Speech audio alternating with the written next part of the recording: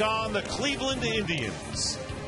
And welcome, everyone, to Cleveland. Dick Stockton along with Mark Grayson. How is this for an oddity? Today's starting pitchers, Jake Peavy of the White Sox, Jake Westbrook for the Indians. Two Jakes. First time in the history of the major leagues, two Jakes have opposed each other on the mound, and they're doing it here in the stadium that used to be called the Jake. But what about the pitching matchup, partner? Well, the pitching matchup, in years past, this is a great pitching matchup. Jake Peavy, he's won a Cy Young in the National League. Jake Westbrook, he's been an ace here for Cleveland. They've struggled a little bit this year, but really the theme to today's game, I think, is the offense and lack of it. Both teams really need to get going offensively. So it'll be the Indians and the White Sox, two longtime rivals from the AL Central. Coming up.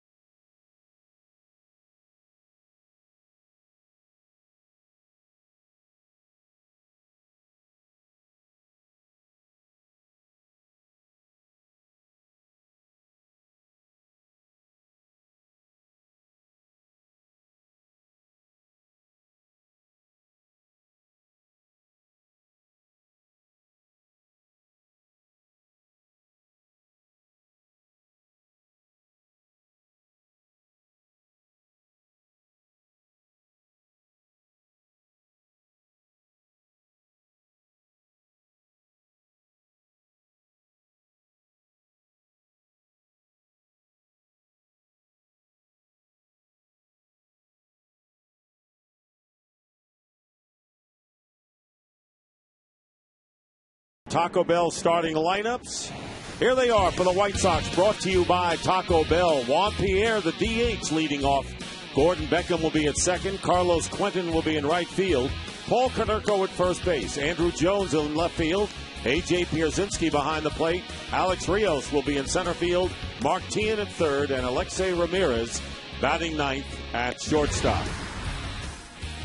And this game is brought to you by Budweiser, official beer of the first inning. The beer that starts with full flavor and ends with a crisp, clean finish. Budweiser, it's what we do.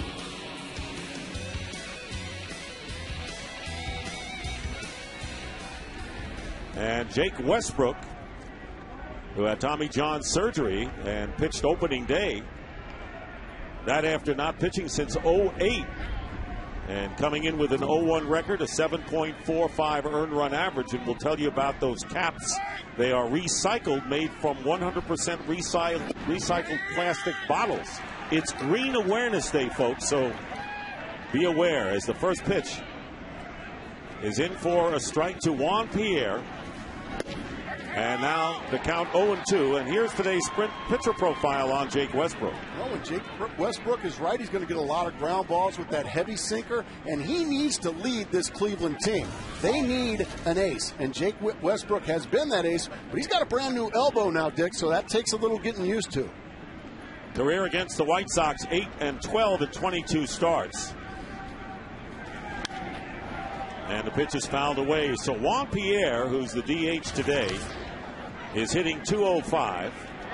And, of course, had a good year with the Dodgers last year. Of course, he played well when Manny Ramirez was suspended for the first 50 games of the season. And Juan Pierre played his best coming off the bench and then was relegated to the sidelines. Well, those 50 games, though, he was fabulous for Joe Torre and the Los Angeles Dodgers. He carried that squad in April and May. 3 balls and 2 strikes to Juan Pierre, who was 0 for 7 against Jake Westbrook. He'll be followed by Gordon Beckham and Carlos Quentin here in the top of the first. Indians won last night 6-2. They have gotten back-to-back complete game performances. Mitch Talbot with his first major league win last night. And there's a shot handled by Andy Marte playing first base today, and he makes it unassisted for out number 1. And here's the Cleveland Indians defensive lineup, brought to you by Scott's, Brantley, Sizemore, and 2 good defensive outfield. Johnny Peralta, Asdrubal Cabrera, Luis Valbuena, and Andy Marte, and Lou Marson catching Jake Westbrook. Here is Gordon Beckham. Tied for the club leadership in hits with 11, hitting .256. And the first pitch is strike. Beckham, a guy, when you ask Ozzie Guillen, the manager of the White Sox, about Gordon Beckham, his face just lights up. He loves this kid at second base. And a drive hit deep to left field. Brantley is going back, and it is going to be off the base of the wall. And Beckham, on his way to second, will be in with a stand-up double. So Gordon Beckham now with his 12th hit of the year for Chicago. Right on cue. A sinker stays on the inside corner, right around thigh high, and Beckham drills it over the head of Michael Brantley. And just like that, the middle of the order is going to have somebody in scoring position to hit with. And that'll be Carlos Quentin. And Quentin, they need him to be healthy this year on the DL. 7 weeks. The plantar fasciitis of the left foot really hurt the White Sox attack. And a line drive to Valbuena, who will step on second for the unassisted double play. And just like that, the White Sox are retired. They get the double, leave none, as the Indians come up in the first.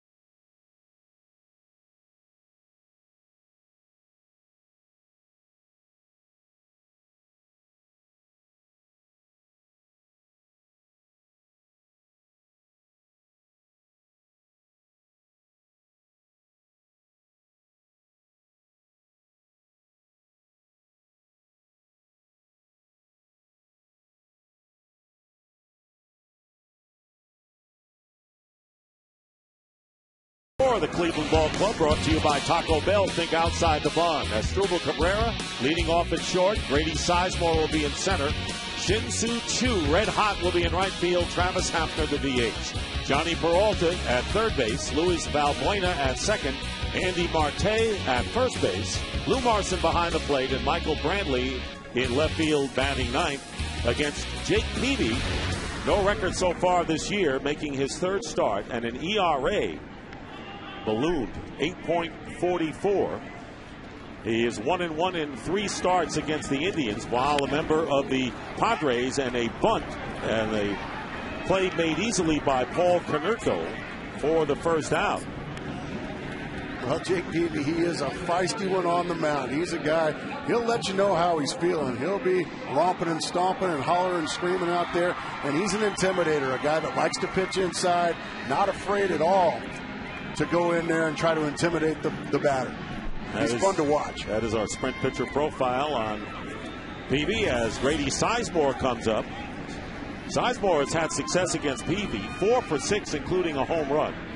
And off to a 2-12 start. And the first pitch, outside, ball 1 to Sizemore, who was 0 for his last 9. On the DL twice last year with surgery to his left elbow, also abdominal surgery, limited his season to 106 games. You see the movement on the Peavy fastball, darting away from the left-handed hitter.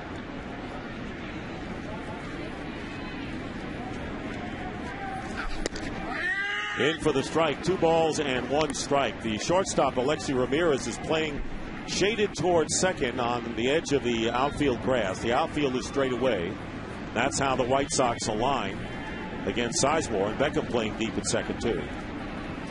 2-1 from Peavy. And it's 3 balls and a strike to Sizemore, with the Shin-Soo Choo waiting to hit. Sizemore with great speed, should get a good pitch to hit here from Jake Peavy, looking for something in the middle of the plate with the wind blowing out 13 miles an hour to right field. If you get something elevated, it'll get out of here. In the air to center field, Alex Rios going back to left center, and he'll play it off the wall, and it bounds away from him. Sizemore heading for third. They bobble it in the outfield, and he'll get in there with a triple. Grady Sizemore with a long triple, almost a dead straight center field, and the Indians have a runner at third with nobody out. Well, he got the pitch he wanted. It's a fastball. It's down, but it's in the middle of the plate. He goes down and gets it and drills it off the left center field wall. Alex Rios found himself a little bit too close to the wall, and once you get too close, that's no man's land. That gets past you. Now it's 3 bases. Mark, have we had some hard hit shots so far in this one? Everything hard hit so far today. Here is Shin-Soo Choo, and off to a sensational start for the Indians, hitting .333 with 3 homers and 5 runs batted in. Infield is playing in, and the first pitch taken for a strike. So early on here, the White Sox not taking any chances, not conceding anything. Well, Ozzie Guillen very disappointed in his offense so far this season. He's like, right now, 1 run might be too many, so I'm going to bring the infield in. Oh, look at that slider. What a beauty. No balls and 2 strikes to Choo. 11 for 33 on the season. Watch that slider just bite right on the back foot of Choo. Right over the top of it he goes.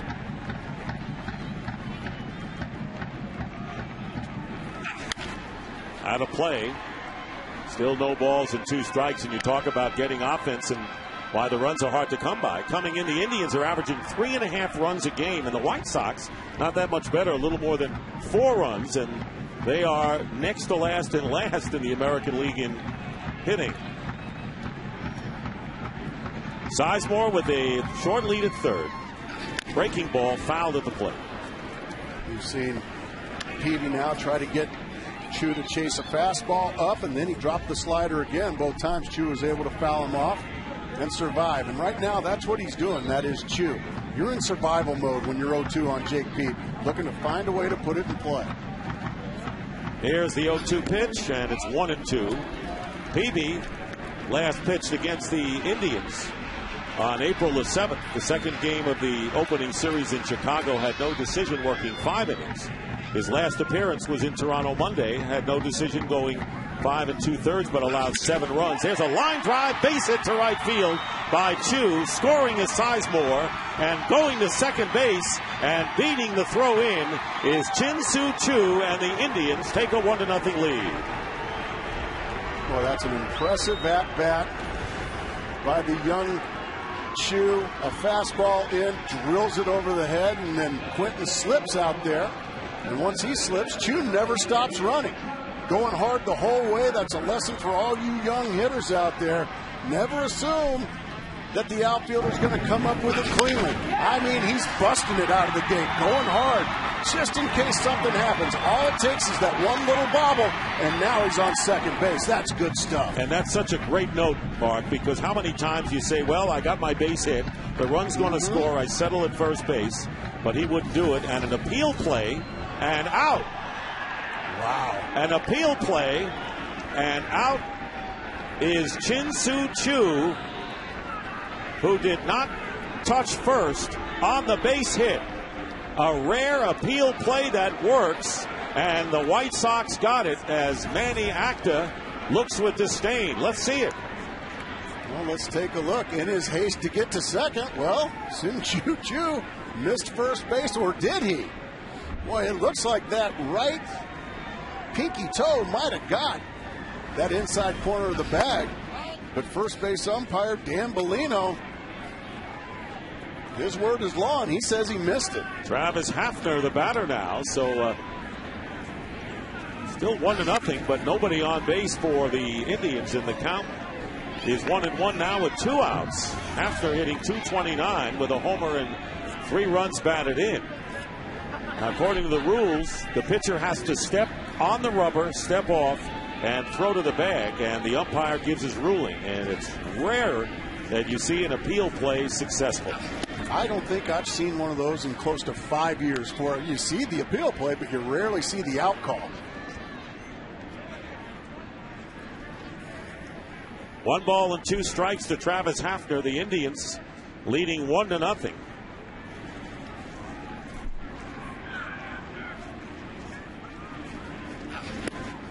And it's strike 3, and Hafner goes down. 1-0. The Indians take the lead in the first.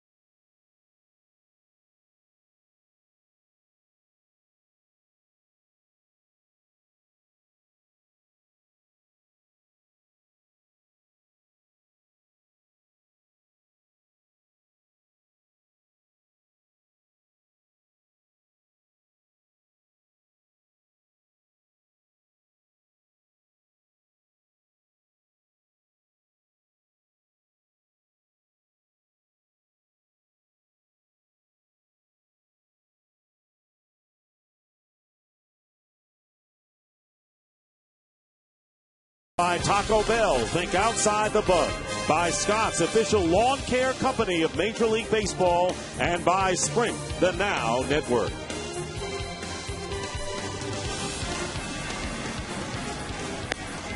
What a wild first inning, as Chin-Soo Chu out in right field, out on appeal play, did not touch first. It was just so difficult to tell. That's a great angle. It looks like he gets a tiny piece of the bag, but it's just so tough to tell. That's a tough break for the Cleveland Indians. He did a great job of busting it out of the box and stretching a single into a double. You know what? You can't tell.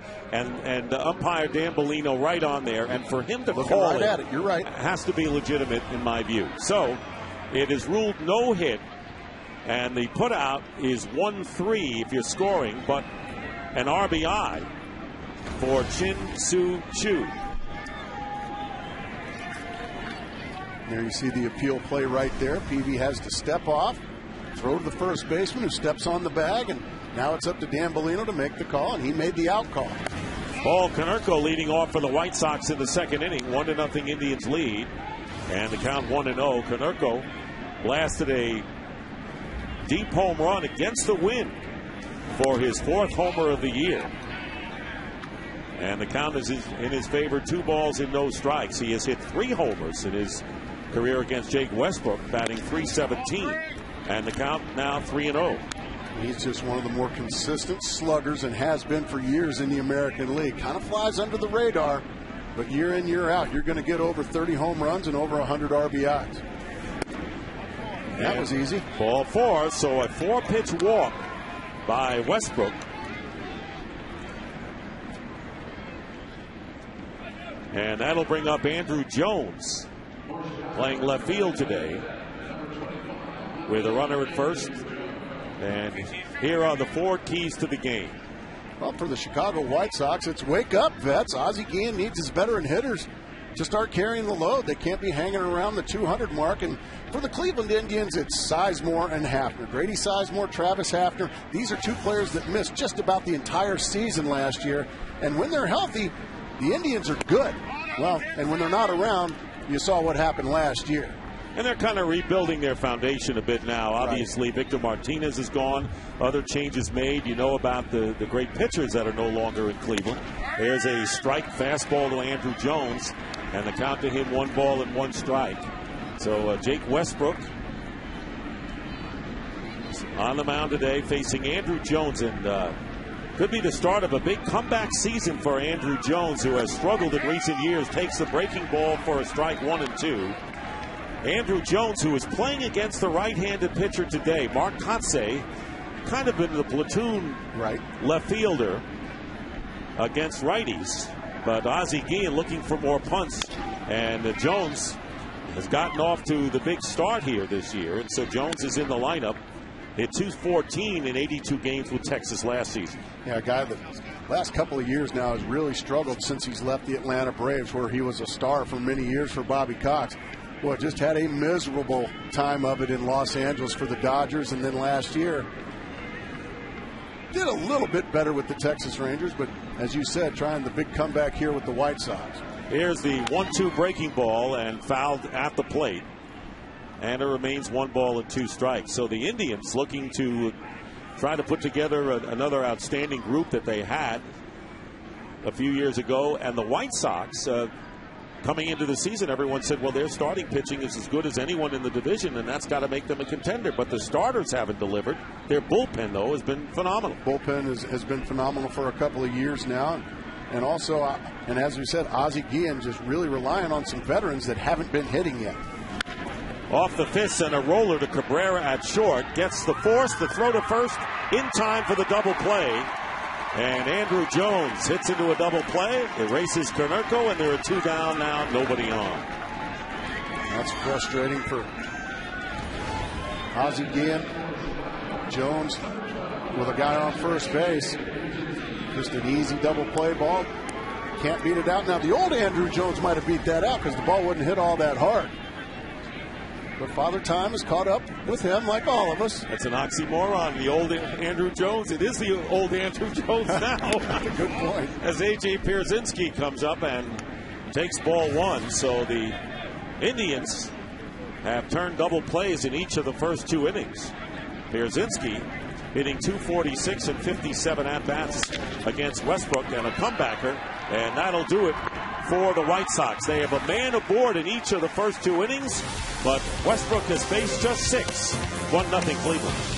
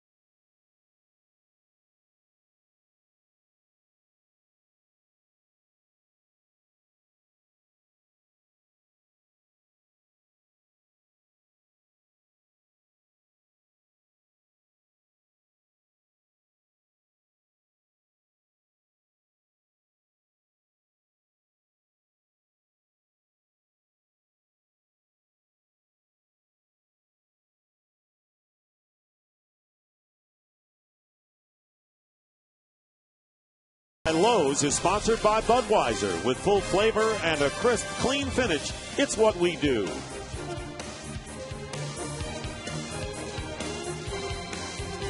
Indians lead 1-0 and batting in the second inning. Johnny Peralta stepping in against Jake Peavy in a real strange first inning for the Indians when they got their run.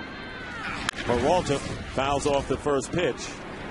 Brady Sizemore tripled to center field with one out, and Chin Soo Choo, we were raving about him, got a line drive, base hit to right field, never stopped running, legged it into second for a hustle double, but was out on an appeal play, ruled that he did not touch first base. Here's a line shot to Rios in center field, and Peralta, who has been struggling, is retired for the first out. Here is the White Sox defensive lineup, brought to you by Scott's.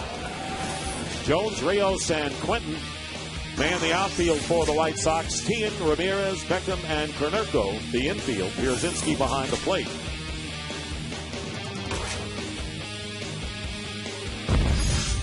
Luis Valbuena takes the strike. Struck the big blow last night with a 2-out home run. Valbuena's 2-run home run really gave the Indians the breathing room they needed to win 6-2, and have now taken 3 out of 4 from the White Sox. That was off the left-hander, Mark Burley, the all-star for the Chicago White Sox.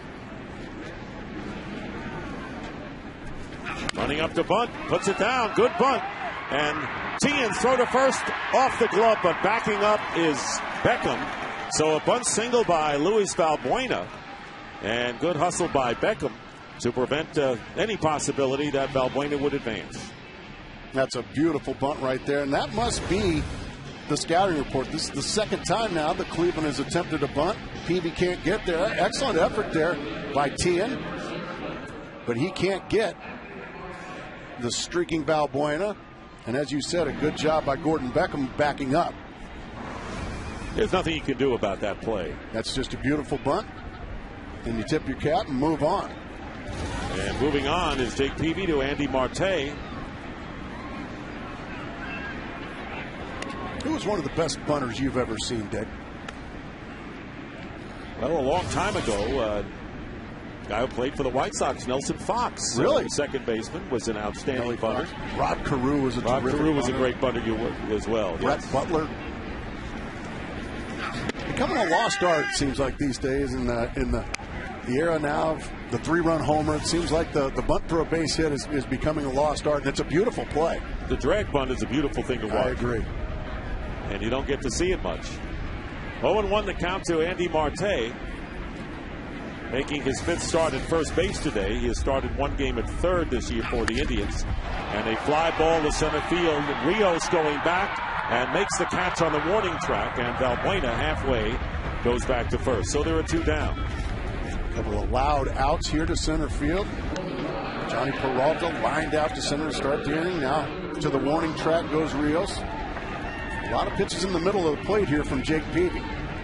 Here's Lou Marson, the Indians' first-string catcher, and we underscore first string because a guy like Mike Redmond, who's had great success against Mark Burley, was not in the lineup last night or opening day against Burley, a guy he has hit very well. So Manny Acta wants to go with Marson and play Marson all the way and get him as much experience, and the fastball taken for a strike. And that's the only way you're going to get better, is to go out there, run him out there every day, run him out there, get him used to this pitching staff, and let him face the Jake Peavys of the world. Getting back quickly is Valbuena. Indians have stolen 7 bases, have been caught twice so far this year. Lou Marson, drafted by the Phillies, was up for 14 games last season. Fastball in for the strike. Jake Peavy, by the way, 3-0 against with the White Sox in 3 starts last year. And the deal was made while he was still on the DL with that strained tendon in his right ankle. That's how badly the Chicagoans wanted him. Checks the swing, and it's now 1-2. Here are the umpires working Today's game, Hunter Wendelstedt behind the plate calling balls and strikes. Dan Bellino at first, Jerry Lane at second, and Mike Winters at third. And it was Bellino who made that call on the appeal play.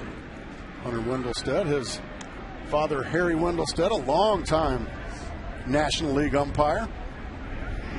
Called me out on strikes many times to his daddy. And you never said a word. You quietly, I said, like yes, a gentleman, sir. went back to the bench. Here goes Valbuena. Pitches. Take it. It's for strike three, and touching first will do it. One hit and one left for the Indians, and we'll return to Cleveland after a word from your local Fox station.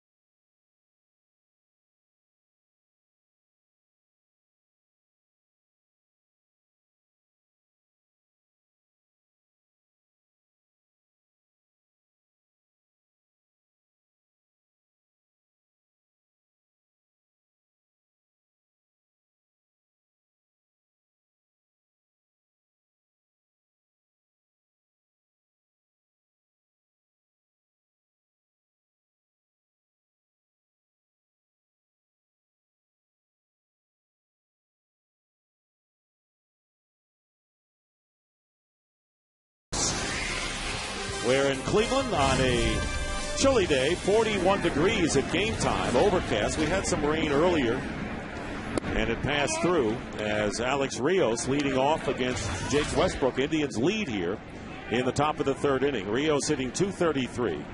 2 homers and 5 runs batted in. Pops this one, and Lou Marson gives a chase, but it's out of play.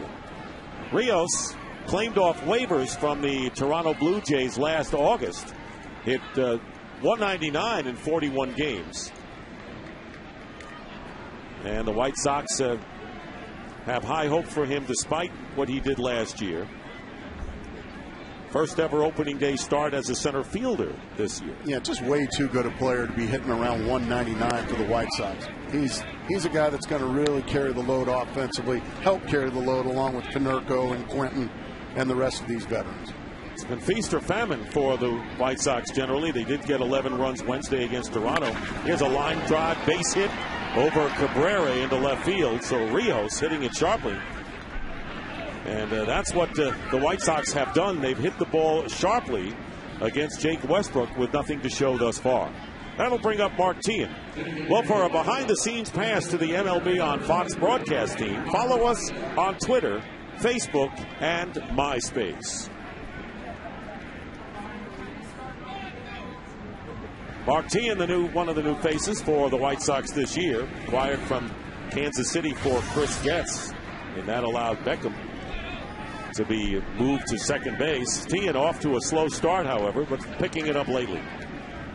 Another guy that's too good a hitter to be hanging around 240. What makes him a good hitter, Dick, is he's tough to defend. He's got the ability to go line to line. He can beat you down the left field line. He can pull it down the right field line. Not going to hit for a ton of power, at least in Kansas City, which is a big ballpark. White Sox Park is much smaller. He might hit a few more there, but he's more of a singles and doubles guy. And there goes the runner, and it was a straight steal for Rios. And Rios, who has 2 of the 8 stolen bases for Chicago, and this is part of the different emphasis perhaps on the running game that Ozzie Guillen has for his White Sox so far. And I wholeheartedly agree. When you're struggling to hit the baseball, you've got to try to manufacture some stuff, and that means if you get a guy with some speed like Rios and a guy like Tien that can handle the bat, maybe try a hit and runner, or maybe try a straight steal, and you can't just sit back and let your offense tap into double plays. And a call strike. 1-2 now to Mark Tien. Started the season 0 for 10, but since then is on a 400 clip. And Ozzie was saying last night after the game that perhaps he was going to move Pierzynski and Tien up. There goes the runner. Pitch taken up high, and in with the stolen base is Alex Rios. As the count goes to 2-2, 3rd stolen base of the year for Rios. And the White Sox now have a runner in scoring position. Pretty good jump. You can see that was a straight steal. He didn't even look back to see if the ball was going to be put in play.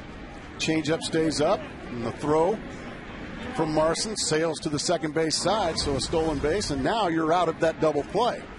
And the count 2-2 with nobody out to Tien, with Alexei Ramirez on deck, reaching out, and a line drive, though. On the bounce, the play is made at first base for the out. Either way, you're going to get the out. So Tien unable to move Rios to third base. He just pokes it over to the left side. Johnny Peralta, looks like he caught it on the fly. Not sure what the call was, but either way, there's one out. And Rios stays at second base. And they did call it a line drive, soft liner to Peralta. And that brings up Alexei Ramirez, who takes a call strike. Well, it's okay if you want to reach out to left with a runner at second if you get the ball through. If you get the ball through, yeah, you're trying to pull the ball on the right side there to get Rios to third base to set up Ramirez. He wasn't able to do it. 0-1 to Alexei Ramirez, hitting 167. That pitch is inside, 1 ball and 1 strike. So for the second time in 3 innings, the White Sox get the leadoff man aboard. The Indians have executed a pair of double plays. There's 1 out, and Rios with the lead at second. In the dirt, and a good stop by Marson. Well, that was textbook right there by the young catcher. Get the body in front. Square up nicely. Watch the feet of Marson. Look at the feet. Just drop down, corral it, and there's nowhere Rios can go. That's just textbook blocking right there by the young catcher.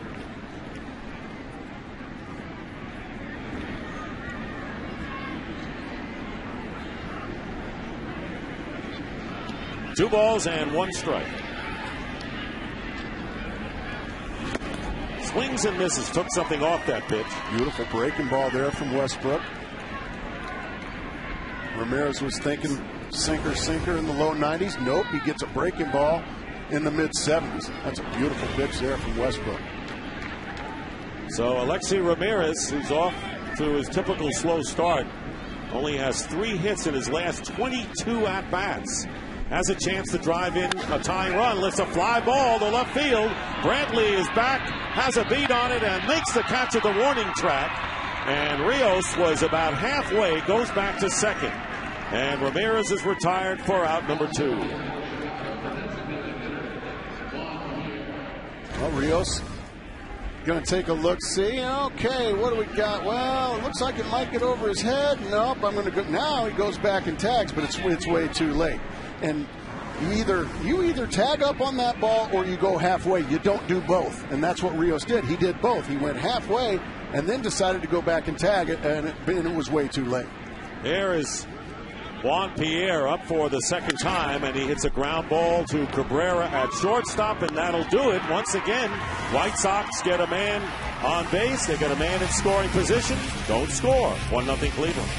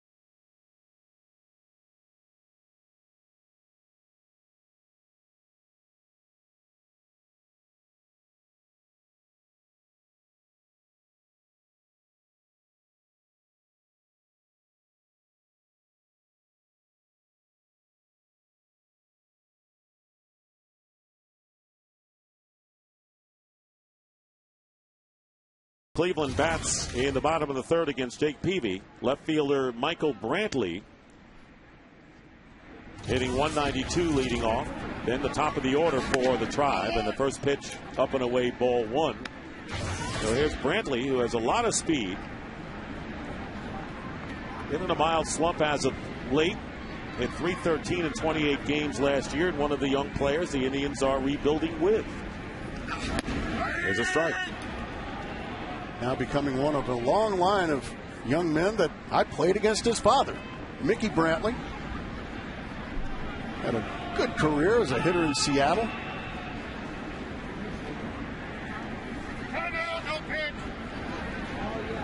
Stepping out, calling time. Well, you've talked about Harry Wendelstedt calling out on strikes, and you talk about Brantley's dad. What about Jake Peavy? You faced him as well. Yeah, I faced Jake when he was a young whippersnapper in San Diego. I don't remember a whole heck of a lot of success against Jake, to be honest with you. I'm guessing I got a couple or three hits is all.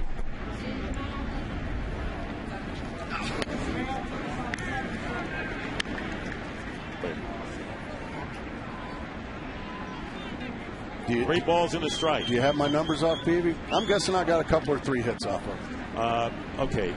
I'll say 1 for 6 and 7 at bats, and a called strike. I was giving myself way too much credit. But you had 2 runs batted in, and he never struck you out. Well, it was a hard 1 for 6, wasn't it, Dick? 167. And a lot of people are in your company. 3-2 off-speed pitch, chopped to Beckham, and Brantley is retired, 1 away. And time now for a DirecTV game break. Top of the 5th inning, Houston leading 2-0. None on, none out. J.R. Tolles hits a solo home run off of Jeff Gray at Wrigley Field. And that makes it 3-0 in favor of Houston. 4-3 final score. The Astros beat the Cubs. The only way to watch every MLB game in HD, call 1-800-DIRECTV. Here is Cabrera, and he takes a strike with one out. Cabrera out trying to bunt in the bottom of the first inning, was out. First baseman unassisted, and here is Ramirez making the play for out number 2.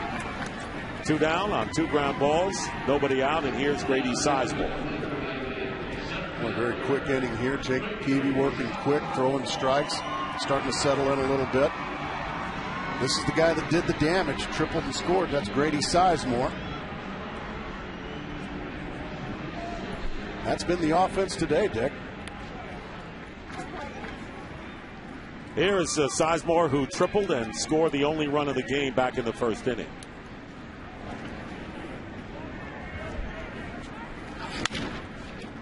Checks his swing. Sounded like he broke his back, but apparently not. It did have a bit of a funny sound, but the hitter knows. By the way, Roy Oswalt got the victory with 7 shutout innings for the Astros over the Cubs. Breaking ball inside, 1 ball and 1 strike to Sizemore. You can hear Hunter Wendelstedt just barking it out. No, that's inside. Letting Jake Peavy know just in case he was going to ask where it was. 1 ball and 2 strikes to Sizemore. Sizemore missed a couple of games in the beginning of the week with a sore lower back. His triple in the first inning broke an 0-for-9 drought. And he is one of the fixtures for this Cleveland franchise. Breaking ball, and the count 2-2. You can hear Jake Peavy just disgusted with himself. He is a maximum effort guy, both mentally and physically on the mound. Sounds like one of those tennis players who grunt every time they give you one of those ground strokes. A big grunt with every release of every pitch. And if he didn't throw it where he wanted, he'll let you know. 2 down, nobody on. And reaching out on the breaking ball, right back to Peavy, and his first 1-2-3 inning. We've completed 3 here in Cleveland, and it's 1-0 Indians.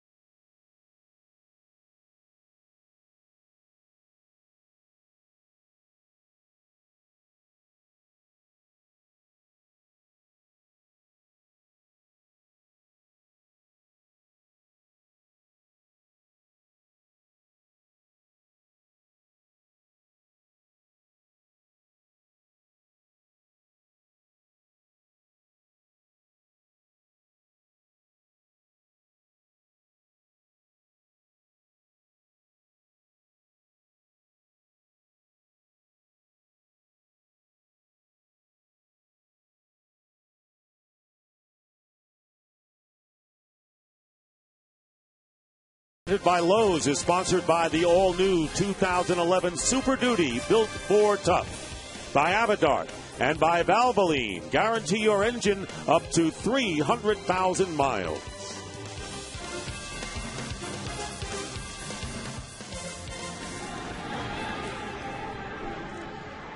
So the top of the 4th inning, and Jake Westbrook with a 1-0 lead. Each team has 2 hits. It'll be Beckham, Quentin, and Konerko, the 2, 3, 4 hitters for the White Sox. Beckham doubled the left field and then was doubled off when Quentin lined out to Valbuena at second, who ended the first with an unassisted double play. Breaking pitch over, strike 1.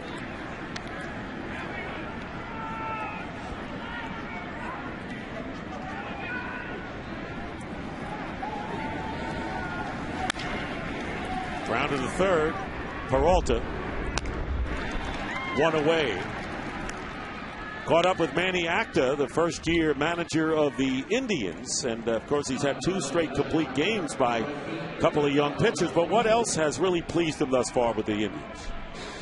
Well, other than knowing that the complete games are pretty much over that era in the ball game, I'm pleased by that. But I think our defense has been the brightest spot starting in spring training. It was a weak link last year, and the kids worked really hard in spring training, and it's been really good so far. Hey, Manny, a lot of folks don't know about Shin-Soo Choo, your right fielder. Can you tell the folks at home just what a good player this guy is? He's one of the best players that people don't know about it. And this guy, last year was a huge year for him because he played very well the second half in 2008. And as you all know, it's about making adjustments here. And this kid came out last year, and he was the only American League player who hit over 300 with 20 home runs and 20 stolen bases. He's a legit 5-tool guy. I mean, that word is thrown around a lot, but this guy is legit 5-tool guy. Manny, thanks for joining us. All right. Good luck, Skipper. Thanks. And Shin-Soo Choo will be leading off for the Indians when they come up in the bottom of the 4th inning. And he may be exactly right, Mark. Great question on a star in the making in this league. He had to go to the middle of the track to flag that fly ball by Carlos Quentin. 2 quick outs here for Jake Westbrook, going right through the middle of the order. And Paul Konerko. And he swings at the first pitch, sends it out to center field. Grady Sizemore under it and makes the catch. 5 pitches for Jake Westbrook. White Sox retired an order in the 4th. It's 1-0 Cleveland.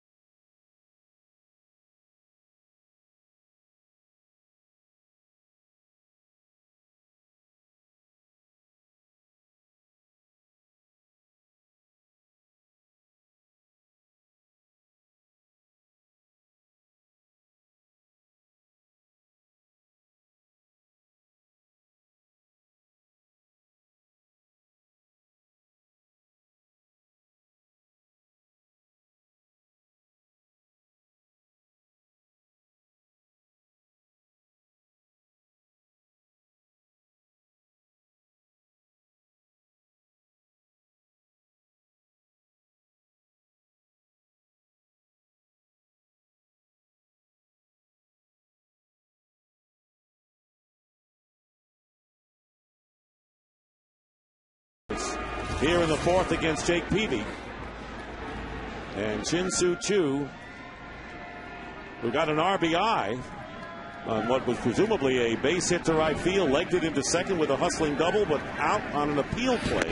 Runs up to bunt and takes ball one. Shin-Soo Choo was the best pitcher in Korea when the Mariners signed him in 2000. No kidding. Yeah, but upon learning Seattle wanted to play him in the outfield, he says, I have no idea to hit. He was shocked at that.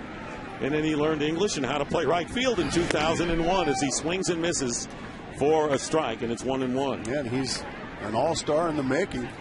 Boy, you heard Manny Acta just gush about this young man. Hafner and Peralta will follow, and the pitch is down low, 2-1. Favorite road stadium, Comerica Park. And a line drive right to Beckham for the first out. Hit that ball solidly. And Ozzie Guillen, the manager of the White Sox, and talking about how of all the managers, he seems when the media gets to him that he keeps things kind of in perspective. Well, I think we have to take this game one day at a time. I think you got to speak your mind and see what you're doing. Try to push the best button and give the guys the best opportunities. And as far as this game's concerned, what do you like so far from what you're seeing from your pitcher, Jake Peavy? Well, Jakey been struggled last two outings, but he's give us a chance to win last couple outings. He struggled a little bit, but the games, every time he's out there, we expect a lot of good play from him. Thanks very much, Oz. Good luck. All right, guys. Good luck, Ozzie. All right, family. Does he know something I don't? Are you and him related? No, we're not. I mean, he does live in the South Florida area, and I do know that. He is a beauty. Ozzie Guillen, and cut from a different mold of today's manager. There's a call strike to Hafner, 2 balls and a strike. Hafner struck out his first time up. 1 out for the Indians here in the bottom of the 4th inning. Cleveland leading 1-0, getting their run in the first inning off of Jake Peavy. Way out in front of that pitch, and the count 2-2 on the changeup. That's a beautiful changeup. Don't see too many of those from Jake Peavy. There he pulls the string, and way out in front was Hafner. Peavy, a 2-time All-Star and a starting National League pitcher in 2007, and runs the count full to the designated hitter with 1 out, and Johnny Peralta on deck.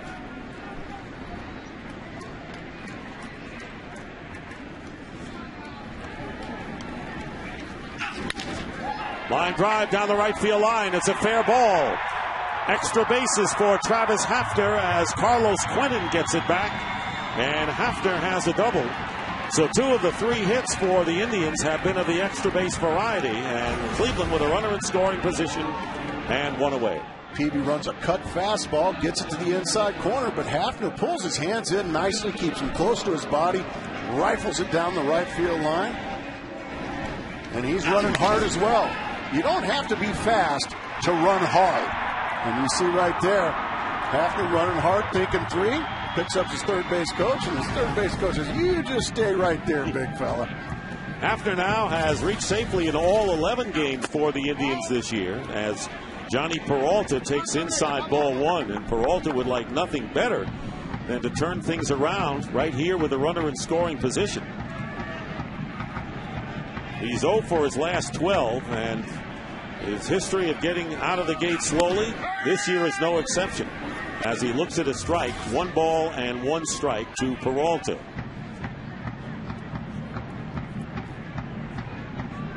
As the drum beat goes to start the rally here in Cleveland.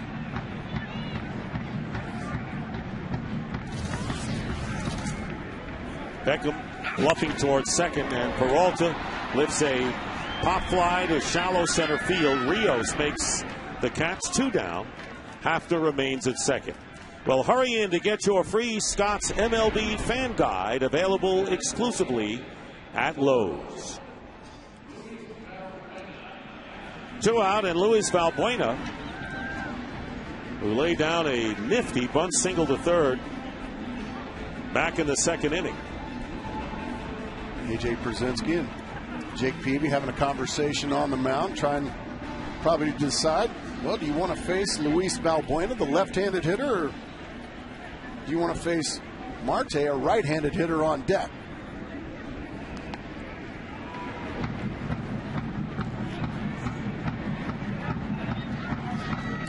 Peavy had retired 6 in a row before Hafner's double to right.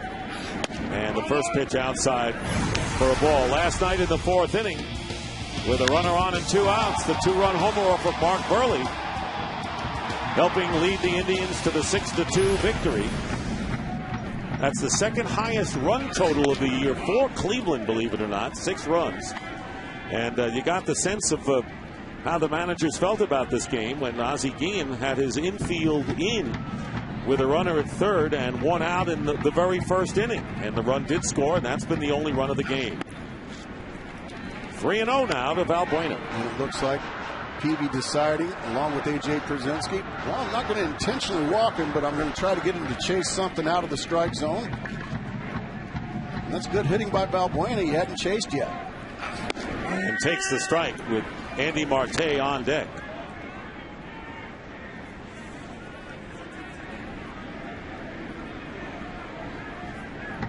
Three balls and a strike to Luis Valbuena, native of Venezuela. And ball 4. And now the Indians have runners at first and second with 2 away. First time they've had 2 runners on in the same inning. And Andy Marte with an opportunity here.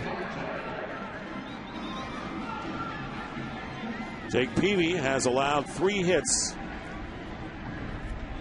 He has struck out 2 and walked 1. Marte fly to center his first time. Strike 1.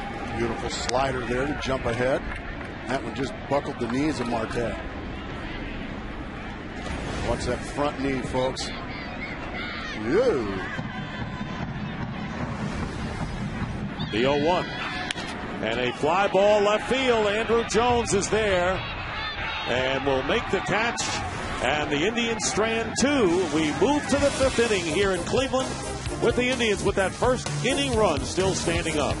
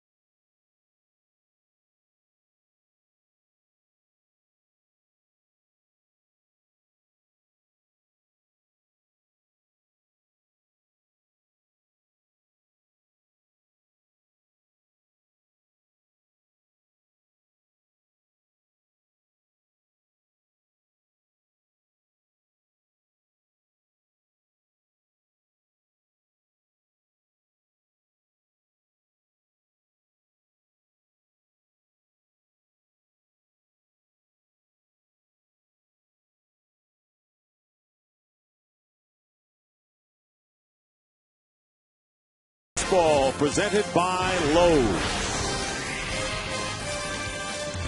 And this time of year, Weather can be a bit chilly. Right now it's 44 degrees, cloudy, and a bit of a breeze left to right. Last night a stiff wind was going to left to right. Paul Konerko cut through it with his home run to give the White Sox that early lead that went by the boards. Here's Andrew Jones facing Jake Westbrook. Andrew Jones will be 33 next Friday, and he is just the second player from Curacao to play in the big leagues.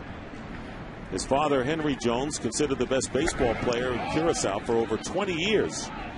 And Andrew can speak 4 languages. Anyone can speak English, Dutch, and Spanish, but Papiamento, Creole language of Aruba and Curacao, probably was his easiest language at the time. I was going to say. 2-1 pitch, and it's 3-1 to Jones. Will be followed by Pierzynski and Rios here in the 5th inning. Jake Westbrook has allowed 2 hits, has walked 1, has not struck out anyone, helped by 2 double plays, and a foul ball past the third base coach, Jeff Cox. Hazugian trying somehow, some way to get a run here. Been a struggle for the White Sox here against Jake Westbrook. Strike 3, and Jones goes down. So he said no strikeouts. He's finally got 1. 1 out in the 5th. Just right on the outside corner, right at the bottom of the kneecaps. Hunter Wendelstedt rings it right up. That is a perfect pitch. And talk about the complete game string the Indians have. David Huff Thursday against Texas, and Mitch Talbot with his first major league win last night. By the way, Huff's complete game was the first in the American League this year. And who knows what Jake Westbrook may have in store for us today. As he falls behind 1-0, there they are. Indians getting some early season Fabulous production pitching. with Huff on the left and Talbot on the right early this year. That's what Manny Acta was talking when we were on the microphone with him earlier. In this day and age, that's just a rarity seeing a complete game. 3 balls and no strikes to Pierzynski. I tell you who had a lot of complete games with a fellow named Bob Feller, who was here last night, which was the 70th anniversary of his opening day no-hitter against the White Sox.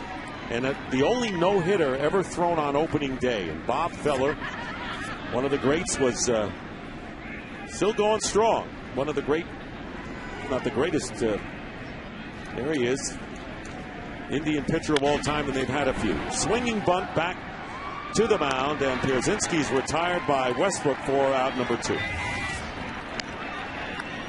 Well, you see Jake Westbrook just in complete command of this White Sox lineup right now. That was a 3-1 pitch right there, and just a little easy tapper back to the box. That's what kind of movement he's got. Only 53 pitches, and he's 2 outs here in the 5th. Alex Rios with a single to left field and stole second.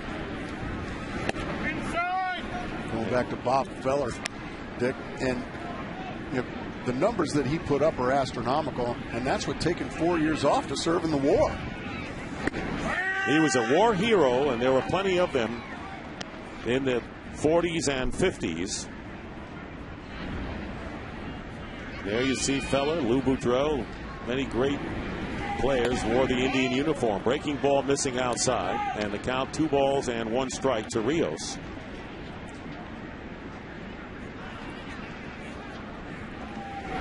In for the strike. You know, Rios was at second. He stole second, and there was a line drive to third, and Ramirez had a deep fly to left field. And Rios went about a third of the way, and you wonder if he had stayed at second, he would have scored in any event.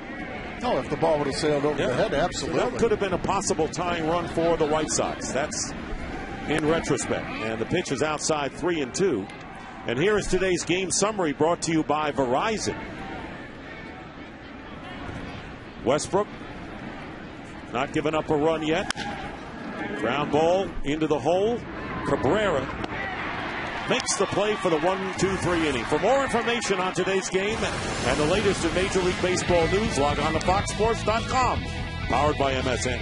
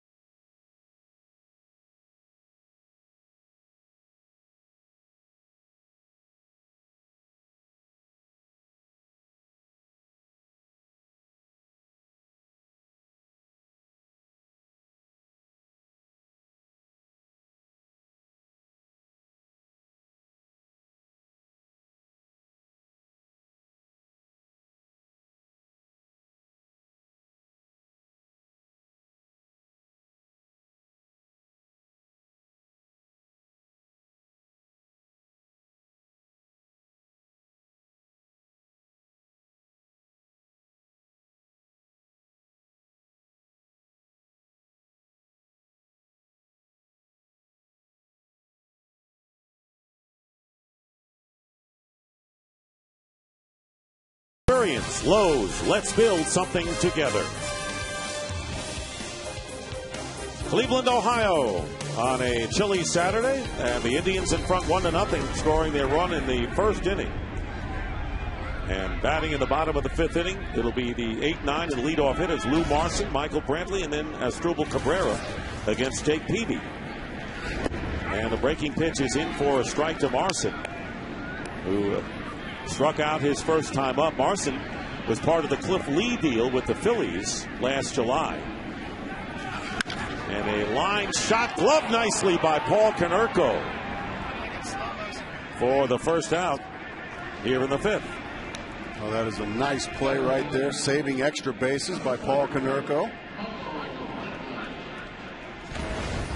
Cued right off the end of the bat. That's tough for a first baseman to read that ball on the line. Stuck that big meat hook out there and snared it to save extra bases. So Marson retired for the second time, and of course Marson filling the hole left open with the trade of Victor Martinez last year to Boston. Here's Michael Brantley, and takes the strike. Bounced down to Beckham at second his first time up.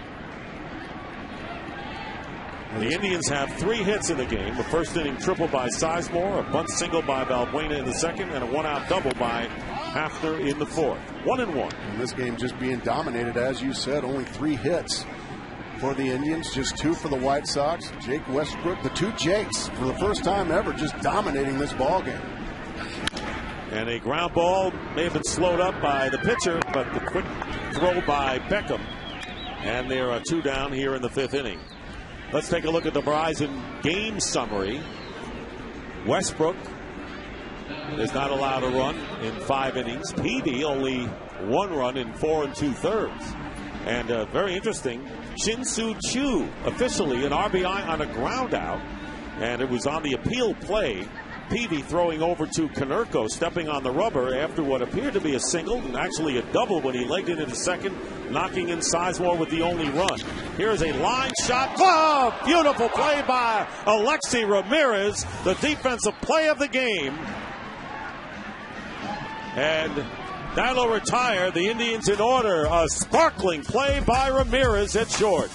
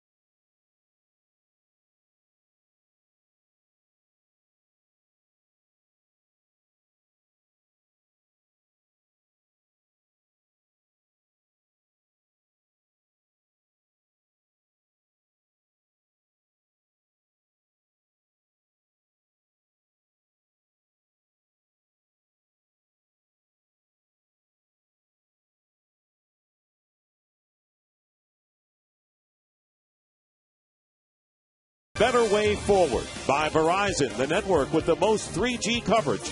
And by Chevy, every model is backed by a 5-year, 100,000-mile powertrain limited warranty.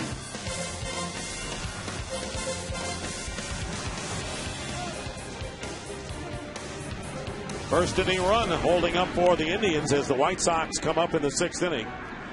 Mark Teahen will be followed by Alexi Ramirez, who made that brilliant catch to end the bottom of the 5th inning. Then the top of the order, Juan Pierre. First pitch inside, ball 1 to Teahen, who lined out softly to Peralta his first time up. Mark Teahen, 28 years old, from Yucaipa, California, and looks at ball 2-0. Only 1 walk issued by Westbrook, the leadoff pass to Konerko in the 2nd, and he was doubled up when Jones hit into a double play.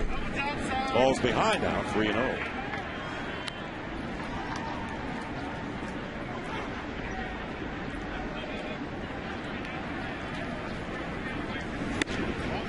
And a 4-pitch walk. So, second time today. Leadoff man is aboard by virtue of a walk. Well, Chevy and Scott's are building diamonds and dreams. See how the kids could win a ballpark makeover, and you could win a new Chevy at ChevyBaseball.com. Well, here's Alexi Ramirez. What a sensational play he made to end the bottom of the 5th. Looks at strike 1, 0 for 1. Did he ever? What an athletic play. That ball was already past him. He had that glove. Put that glove up. I got it. Yeah. Show the umpire and be proud. Show it proudly. Lead by Teahen. Tying run at first base. Nobody out, and diving back to first. Wouldn't shock me at all here if Ozzie Guillen's thinking hit and run, maybe put Teahen in motion. You got to do something here if you're Ozzie to try to force the issue. Plan A hasn't been working. No, and you got Pierre on deck and then Beckham. So you got some people that can do something with the bat, perhaps. And there's the bunt pulled back and did not go around as they check with Bellino, the first base umpire. So it's 1-1. Go back to that play that ended the last inning. I mean, look at him reach behind it. What a gorgeous play. Full-on dive. Show it proudly, son. I don't blame you. Teahen, by the way, has a stolen base this year. Has also been caught once.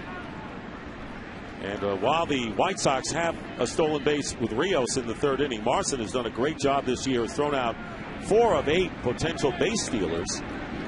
And that's 4 caught stealing. Most in the American League. Here's the 1-1 and the pitch out. Nothing going on, and the count 2-1. Well, Manny Acta and the Indians think I'm right along with us, Dick, thinking that Ozzie Guillen's going to try to force the issue here. They pitch out, nothing doing. White Sox, the old Go-Go Sox, of course. Oh, sure. Winning a pennant in 1959 and had to manufacture runs. And there goes the runner, and the no foul ball. No foul ball. It's a stolen base. Yeah. Yep. That's just a stolen base and a swing and miss. Ozzie did play hit and run. Ramirez doesn't get a very good pitch to swing at, but you have to swing anyway. But once it's in the dirt, pretty much mail it in. You're not going to throw him out at second base. So Ozzie Guillen does press the issue, and it works. An extra 90 feet there for Teahen and the White Sox. So the tying run in scoring position with nobody out. Big chance here and a foul ball. And it's a lot to ask a young free swinger to hit the ball to the right side, especially with 2 strikes, Dick. Sure, in a perfect world, you'd love it. But right now, I think if you're Alexi Ramirez, I think you just have to go to hitting right here. It's tough to shove that thing the other way with 2 strikes on you. And in all fairness to Marson, the catcher, good jumps from both steals by the White Sox today. Here's the 2-2 pitch in the dirt. And the count is full 3-2 with the top of the order, Juan Pierre on deck. Well, it's a big Saturday, a Chicago-Cleveland sports Saturday, because the Cavaliers and the Bulls playing the first game of their NBA playoff series right next door. And the Cavaliers have won it 96-83. Question is, can Cleveland make it a double? And there is a double, perhaps a double down the left field line. Fair ball. Rounding third and scoring is Teahen to tie the game 1-1. And in its second is Alexi Ramirez with a double. His 3rd RBI of the year, and we're all even at 1 apiece.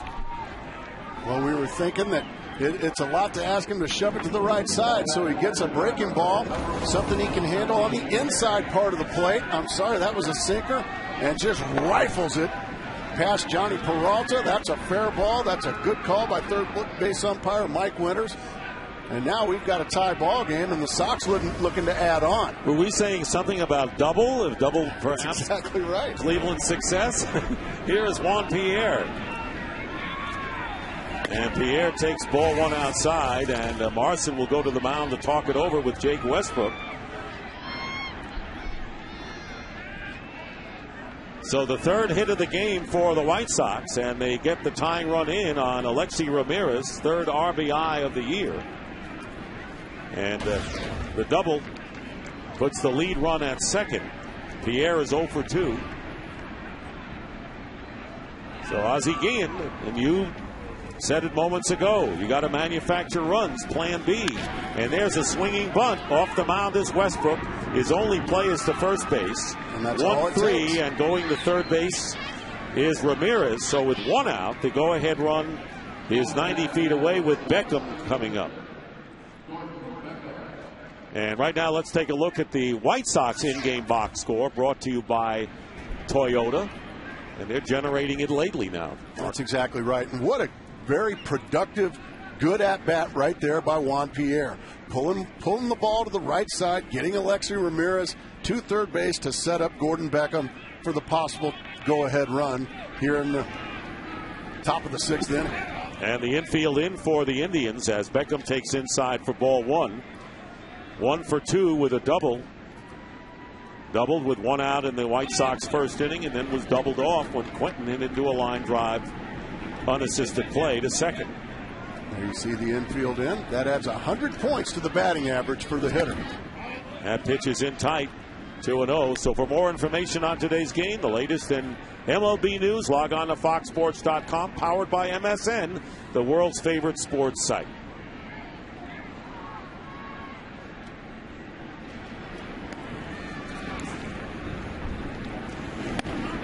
Breaking ball is outside. 3-0 with Carlos Quentin coming up.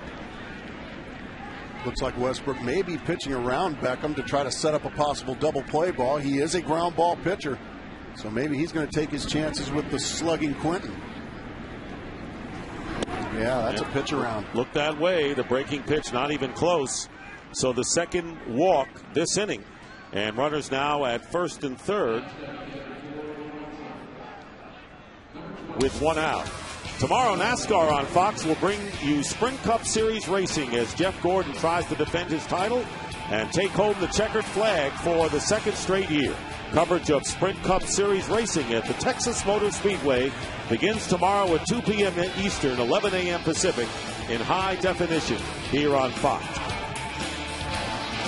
And a conference at the mound. Tim Belcher, the pitching coach, out to the mound to talk to Jake Westbrook. He had some good years with the Dodgers and scattered others. Hard thrower was Tim Belcher. And now his ace, Jake Westbrook, is in a pretty big jam right here. Now he's facing Carlos Quentin, who's 0 for 2 and now 1 for 8 in his career against Westbrook. Runners at the corners, one out. 1-1 the score in the sixth. And a chopper to third base, going to second for one. The throw to first, double play, and a great job done by the second baseman, Luis Balbuena. Going in hard at second base was Beckham.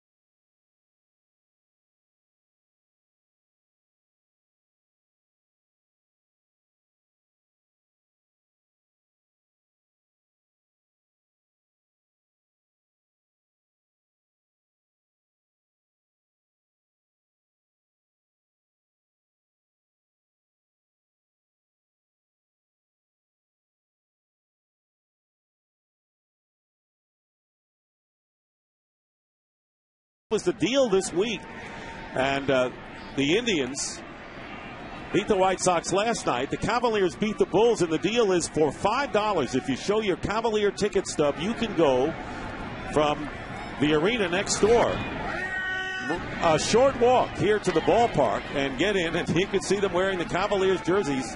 98-83 was the final score over the Bulls, and the Cavs take the 1-0 lead. They have the best record in the NBA this year, and they're going to watch this game. And the Indians and the White Sox tied 1-1 here. And with Grady Sizemore up, the count 1-1 to him. Sizemore 1 for 2 with a triple, and he scored the Indian run in the first. It's kind of a cool agreement between the two teams here in Cleveland. Breaking pitch in on the fist, fouled off, and it's 1-2 to Grady Sizemore, who will be followed by Chin-Soo Choo and Travis Hafner. Well, we said it was two Jakes today, and the two Jakes are still out there working. Jake Westbrook for the Indians and Peavy for the White Sox, and they have been terrific. Just getting a piece of it. Two Jakes, by the way, and was that movie you may remember back in 1990, directed by Jack Nicholson, and that was the sequel to his earlier role as Jake Gittes in Chinatown, which was a fabulous film. The old classic, sure. By the way, Harvey Keitel was the other Jake with Nicholson in that film. And this is a big inning here for Jake Peavy because his team just got him a run to tie the ball game up. Now he's going through the heart of the order, and that is Sizemore, Choo, Hafner. So it is imperative for Jake Peavy to have a clean inning here to keep the momentum for the White Sox. Foul back. Well, what a good swing that was from Grady Sizemore. He was right on that Peavy fastball and just fouled it back. There you see the numbers. Peavy, by the way, has retired 10 of the last 12 batters he's faced. One out double to Hafner in the fourth and a 2-out walk to Balbuena. Otherwise, he has set down the Indians. Line shot. Rios hardly has to move and retires Sizemore for out number 1.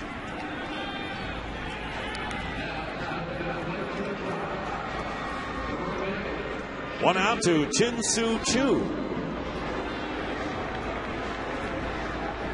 who drove in the Indian run in the first inning. And right now, let's take a look at the Indians' in-game box score, brought to you by Toyota. Not a whole lot of offense at all.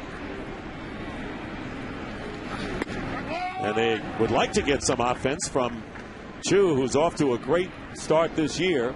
He has an RBI, despite the fact that he's 0 for 2. That was the appeal play, and what if he had touched first base, according to the umpires, and the White Sox were alert to see that he did not, he would have had a double back in that first inning. And who knows, that could have gone on to be a big inning, but instead it was only a 1-run inning.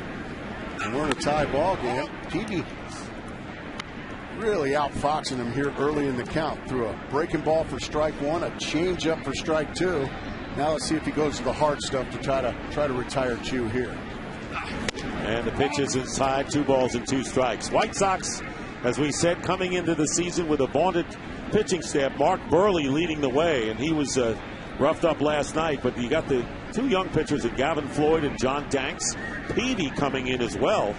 And Freddie Garcia, who's had rough going in his last start in Toronto. And Garcia, the number 5 pitcher. You wonder if they're looking at Daniel Hudson, who is a hot prospect that the White Sox have in their farm club, ready to move up. And another great thing that Ozzie Guillen has is a bullpen. A terrific bullpen once you get past these starters. Oh, what a pitch. Ball strike 3, and Choo is down on strikes. Peavy at his best right here. Early in the count, some off-speed stuff, and right to the inside corner, 93 miles an hour, comes right back to the inside corner, and that just locked up Choo. That's big league pitching right there. Third strikeout for Peavy, and with 2 out, bases clear. Travis Hafner doubled down the right field line his last time, struck out in the first inning.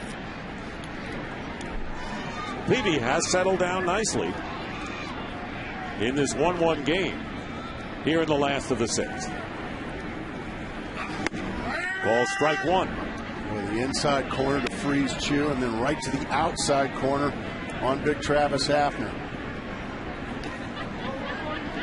80th pitch for Peavy. And it misses 1-1. That loud grunt. Maximum effort from Jake Peavy. You mentioned the White Sox bullpen. Here's how stellar it's been. 1.78 ERA. And the opposition hitting 189. Here's Beckham. And he makes the play 1-2-3 inning.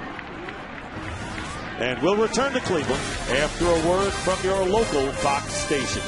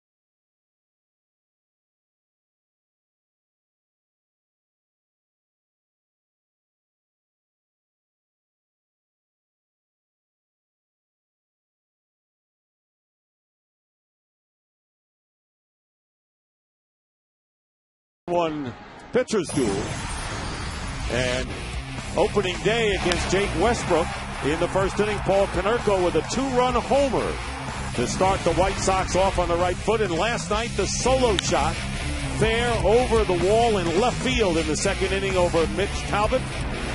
And there's no guarantee that Paul Konerko will hit another home run today, but did you know Valvoline will guarantee your engine up to 300,000 miles?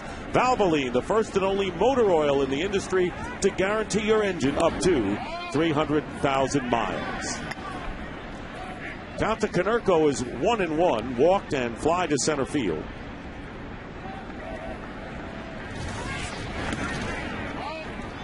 And it's 2-1. Not only that, talk about Konerko's home runs against the Indians. He hit 3 home runs, including a grand slam in Chicago last July the 7th. Is that all Konerko does, is hit home runs against? That's all he ever does. He sits 3-1 here. It's counts like this that you hit home runs. Let's see if he can do it again. Indians are saying enough is enough. Uncle. 3-1 from Westbrook, and a line shot, and that'll be foul into the crowd. So the count is full now. Konerko will be followed by Andrew Jones and A.J. Pierzynski here in the 7th. There you see the pitch by inning. Got up to 18 in the 5th and 6th innings, but I tell you, those 5-pitch innings will come in handy for you.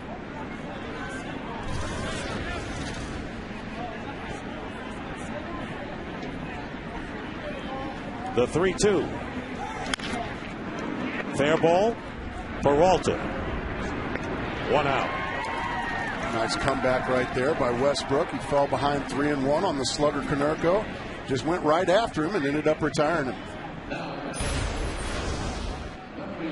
Last 3 games, the Cleveland starters, it's been a charm for them. David Huff, with the first American League complete game Thursday with the win over Texas, ending a 5-game losing streak for the Indians. Mitch Talbot in his first Major League victory, complete game against the White Sox, and Westbrook sailing along. It's 1-1. He's not ahead as Andrew Jones went around for strike one. Jones 0 for 2, bounced into a double play and called out on strikes his last time up.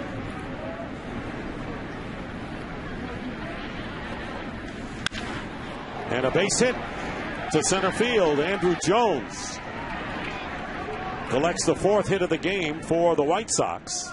So the go-ahead run on at first with 1 out, and Pierzynski coming up.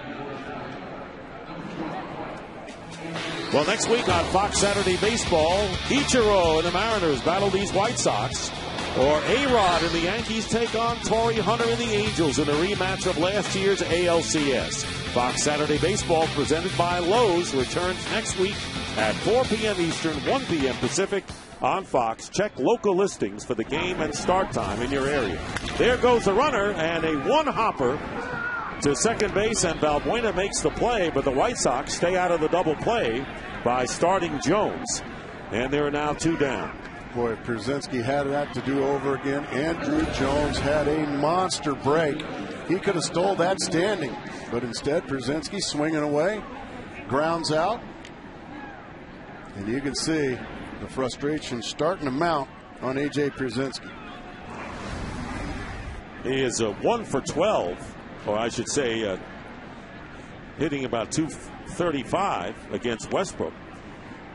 And here's Alex Rios. And Rios hits a line drive to left field, and it's going to go up the gap and off the wall.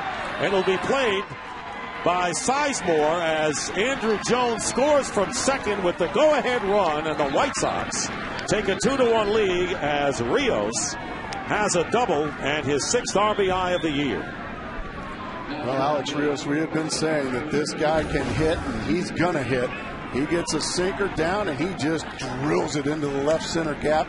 Once again, credit to Ozzie Guillen, Dick, and that is by starting Andrew Jones, there was a ground ball that it would have been an ending double play, but instead, by starting the runner, now you've got a runner on second with 2 outs, and Alex Rios cashes it in. So credit Ozzie Guillen with, once again, going to the accelerator and trying to force the issue. Trying to find the right combination both in the lineup and the way he plays it. Here's Mark Teahen, 0 for 1. Scored the tying run for the White Sox last inning. Walked, stole the base, and came in on Alexi Ramirez's double. So the White Sox leading now 2-1. They've out-hit the Indians 5-3. Rios is at second base, 2 for 3 on the day. And the count now 2-0. So here's Alex Rios, who was 0 for 10 coming into the game against Jake Westbrook, and has a single and a double in 3 trips against him now. So he had been a nemesis, perhaps no longer. Well, good hitters, they'll eventually figure you out. Going around is Teahen for the strike. It's 2-1. Jensen Lewis is throwing in the bullpen for the Indians. And the opposite story with the White Sox. They've had outstanding relief, but the Indians have struggled out of their bullpen so far. Getting a piece of it, staying alive is Teahen. Well, the stuff is still very good for Westbrook. You got a 2-0 half swing for a strike, and then way out in front there was Teahen. So Westbrook still tough to pick up. And I would imagine Manny Acta hoping to stay with Westbrook because, like you said, Dick, it's been a coin flip out there in the bullpen for the Indians so far early in the season. Manny Acta, who managed 2.5 years with the Washington Nationals. First year with the Indians.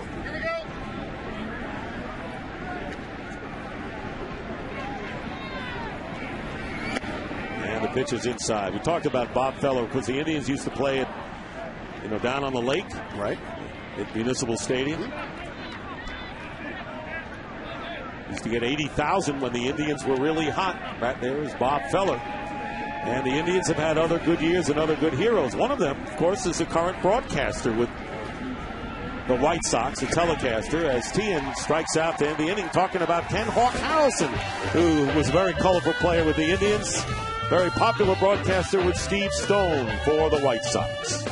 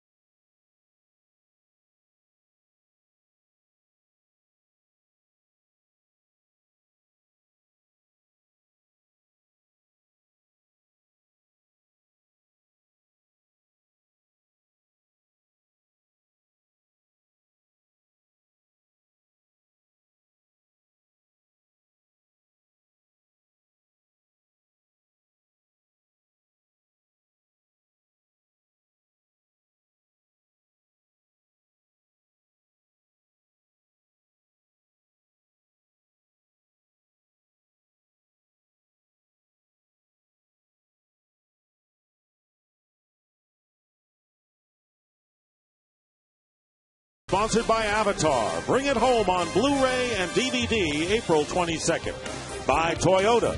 And by Sharp Quatron TV Technology. You have to see it to see it. Johnny Peralta taking ball one, leading off in the bottom of the seventh inning. So Jake Peavy now with a chance to win his first game of the year, leading 2-1, facing Peralta, Valbuena, and Marte here in the seventh. And the count 2-0. Yeah, sitting on his first lead of the afternoon. And there's a peek in the dugout. Looks like Jake Westbrook is done. He still looked like he was pretty solid to me, striking out Tien to end the last innings. Strike one is poured in there from Jake Peavy. But it's the same story here, Dick, as it was the last inning.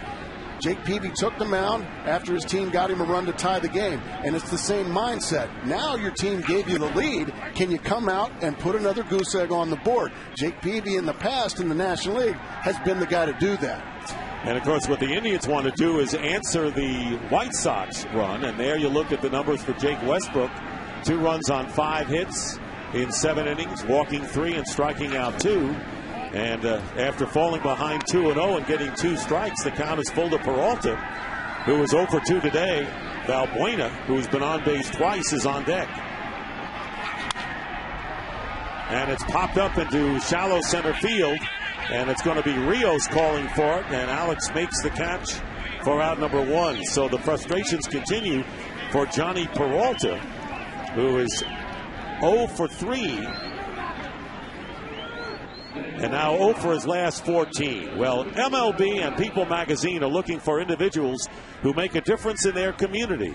30 everyday All-Stars will be honored at the 2010 All-Star Game in Anaheim. To nominate, go to peopleallstars.com. We saw last year in St. Louis what a heartwarming experience that was as Valbuena takes ball 1. And it was great to see the ordinary citizens out there who have distinguished themselves in their communities being honored. Valbuena beating out a bunt single and drawing a walk. And Mark Tien playing a few steps in at third in case Valbuena has an idea to lay one down again. There's Tien.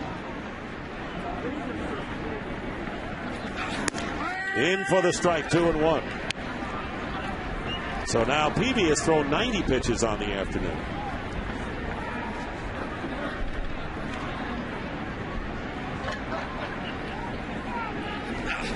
Breaking pitch fouled out of play. Indians and White Sox tomorrow will have completed 6 games already in this young season between them.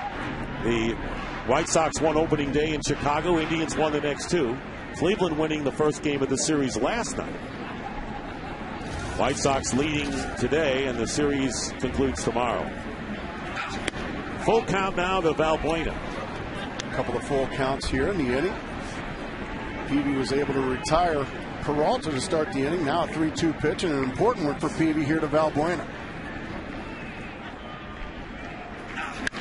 Foul ball.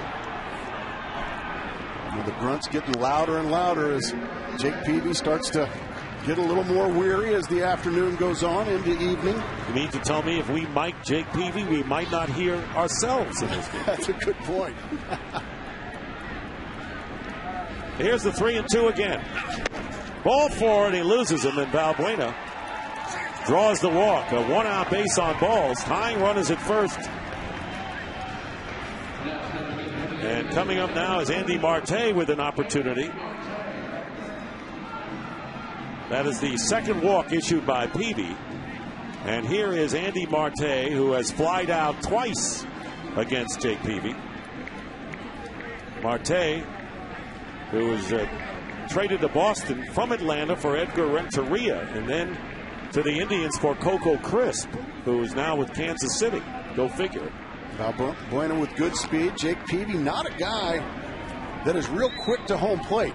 If you get a good jump on Jake Peavy, you're usually safe. Pierzynski also, as his career gets late, he's really had trouble throwing runners out as well. Lou Marson, the number 8 hitter, is on deck, and a foul at the plate off the foot of Marte. Andy Marte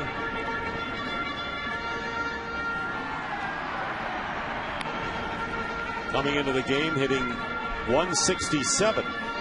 Now his average down to 125.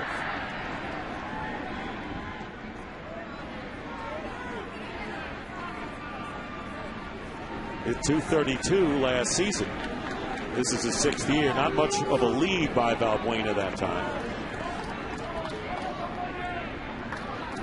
And you wonder, with the bottom third of the order coming up, it may be wise to start the runner. Bluffs doesn't go. Pitch taken for a ball. It's 1-1. I would imagine Maniacta thinking right along with you, Dick, because there just has been no offense at the bottom of this order for the Indians. Peavy has just had his way with the bottom 5 hitters. As opposed to the White Sox, who have gotten good production. Rios, the 7th hitter, has an RBI double, and Alexi Ramirez also has knocked in runs with a double, batting in the 9th spot. And they're paying a lot of attention to Valbuena. Yeah, and if you're Manny Actor, an Indians fan, that's what you want. You want Jake Peavy's attention any place but home plate right now.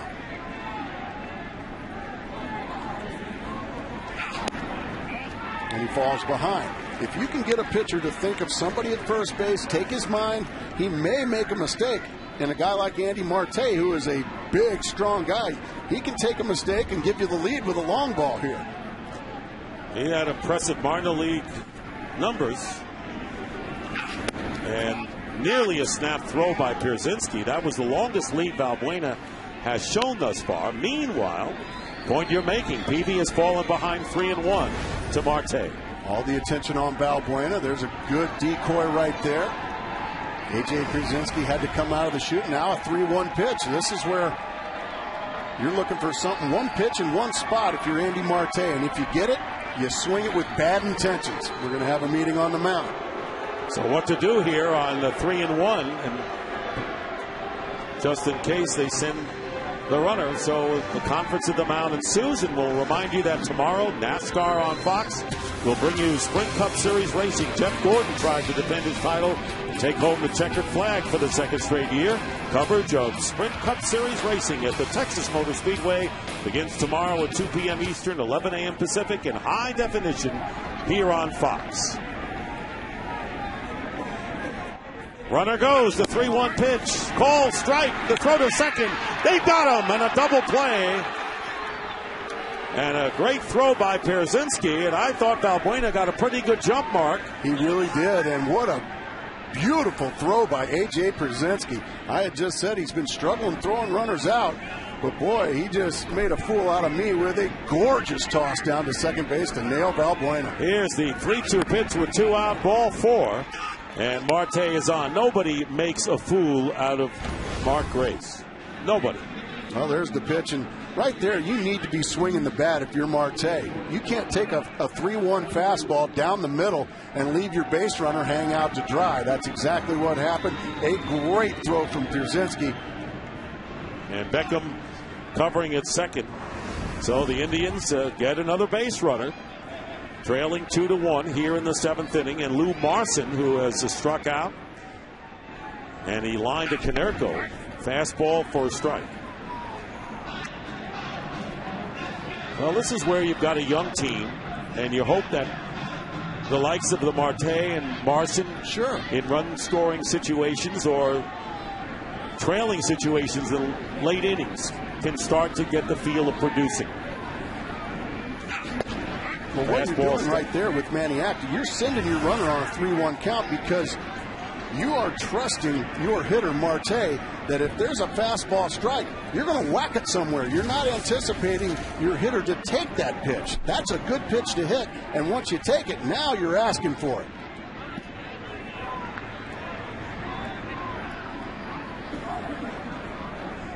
Marte, not much of a lead.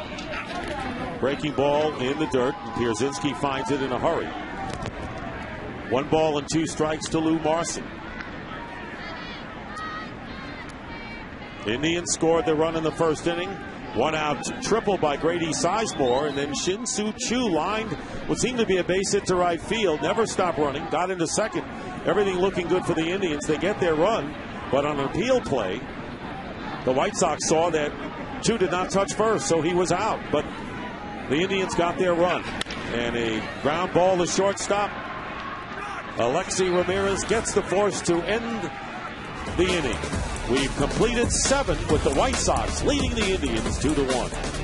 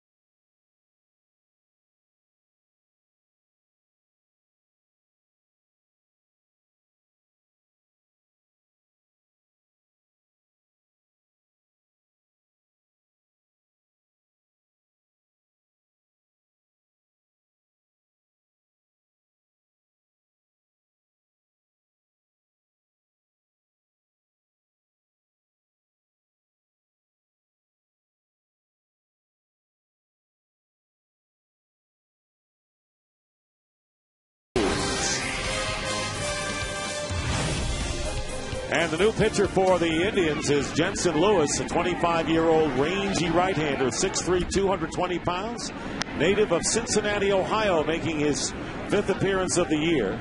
His first pitch to Alexi Ramirez is ball 1. So Jensen Lewis facing Ramirez, who's doubled back in the 6th inning, tied the score for the White Sox. And then last inning, Alex Rios with a 2-out double to left center field, putting Chicago in front 2-1. That's where we are here as the White Sox bat in the 8th. Fly ball to right field, curling foul. Jensen Lewis' last outing was Sunday against Detroit, and he got his first hold of the season. And he got a victory in the 3rd game of the 3-game series against the White Sox in Chicago. He's been one of the trustworthy guys out there for Maniac, only giving up 1 earned run in 5 innings of pitching. A little herky-jerky.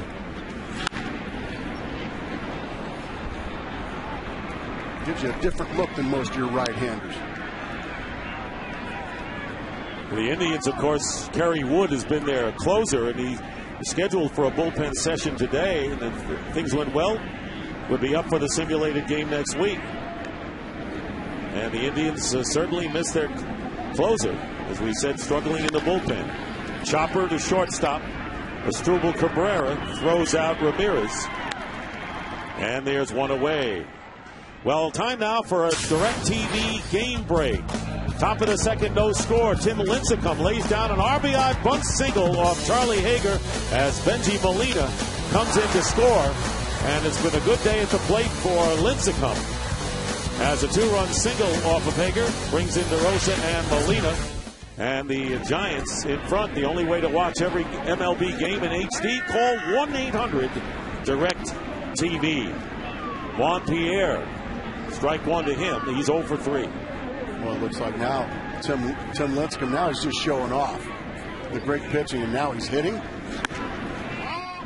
Giants leading 4-0 in that great rivalry with the Dodgers.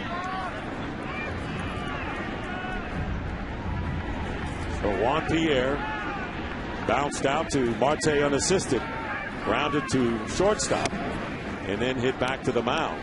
So he has not gotten the ball out of the infield. Head on the count here, 2-1. Pierre, leading player of the active performers in stolen bases. He's had a terrific career, 5 300 seasons with the Cubs. Chicago viewers will, of course, remember back in 06. Going to his right is Valbuena, and he throws out Pierre for out number 2.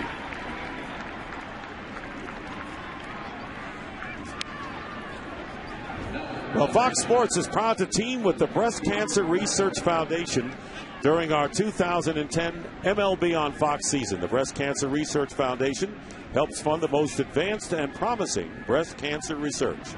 Join the fight by texting CURE to 27722 to donate $10 or visit bcrfcure.org. Messaging and data rates may apply. Gordon Beckham, 1-0 to him.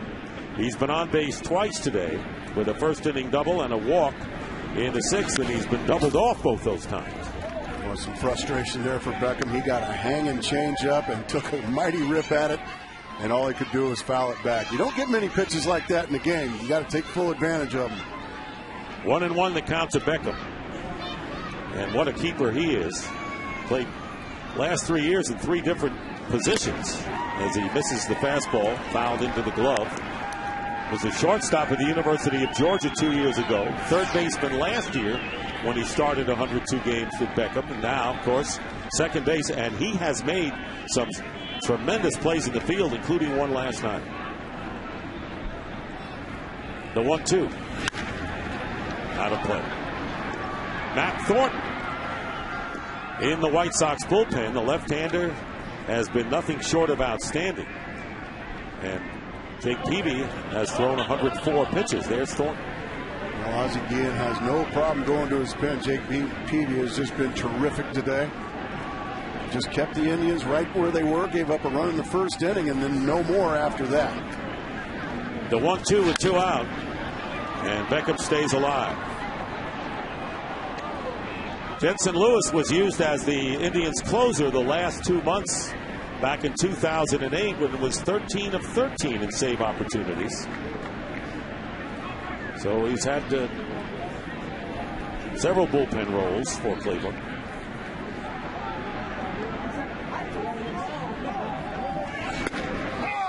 He's out. Fastball on the black on the outside corner. 1-2-3 inning for Lewis. We go to the Indians' 8th, 2-1 Chicago.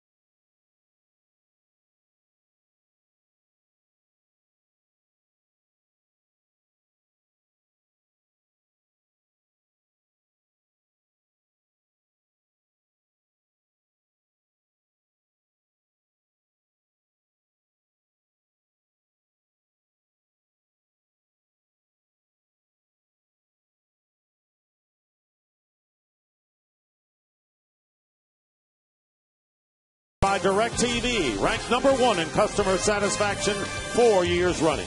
By Lexus, the only luxury car maker with 4 hybrid models. And by Sears Blue Lawn and Garden Crew.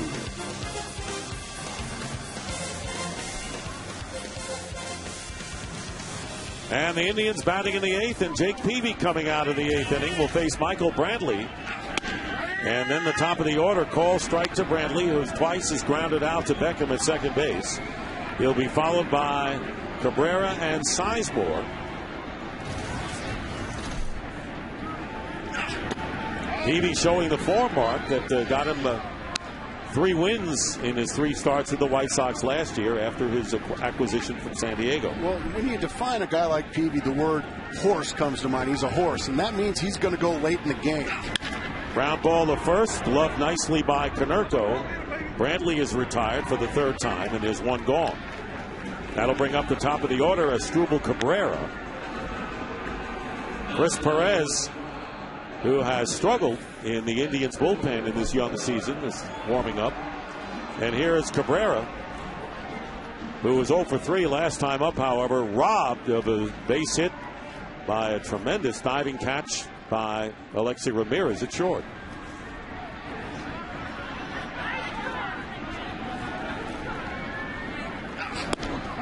There's a strike on the outside corner. Oh, a beautiful change up right to the outside corner. There you see Chris Perez warming up just in case. He may just come in either way, whether he's ahead or behind. And a fly ball hit to right field. Carlos Quentin back on the track looking up. It's gone. Home run for Asdrubal Cabrera to tie the game at 2-2.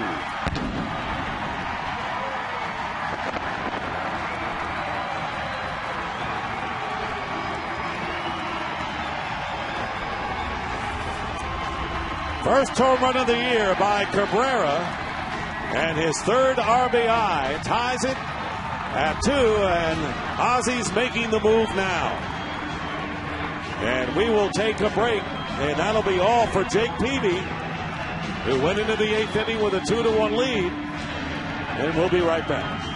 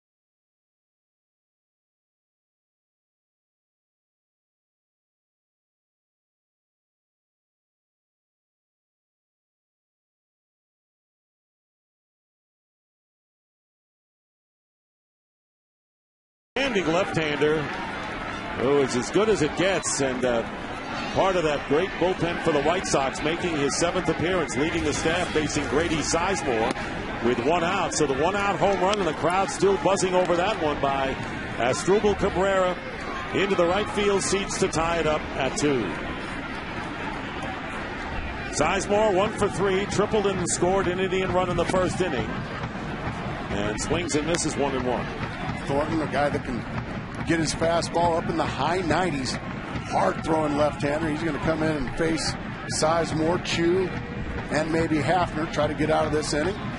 Sizemore, a guy that can put a charge into one. Fouls it off. And not only that, Thornton, when he does face a righty, pretty effective against them as well. And he tried to come into Jake Peavy, and Cabrera got it right down the middle and just got it out of here in the first row, but that's all that matters.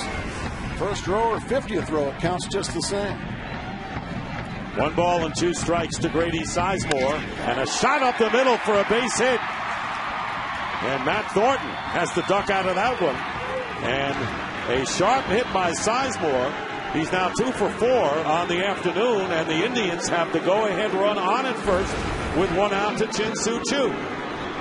There's going back to the home run swing, a fastball. I mean, that is center cut right down the middle. Look at the head stay right on it and just drive right through it. And in a situation like that, you're swinging Cabrera, you swing through it, not to it. And that led the ball to get out of here. And now Cleveland's got something brewing. And the fastball on the inside corner for a strike. So Peavy retired Brantley for the first out, and then Cabrera homered to tie the score at 2. And then Sizemore greeting Matt Thornton with a base hit. By the way, Jake Peavy threw 109 pitches this afternoon, the most he has thrown since coming off the disabled list. So he really reached down in this game, Mark, and went to 109.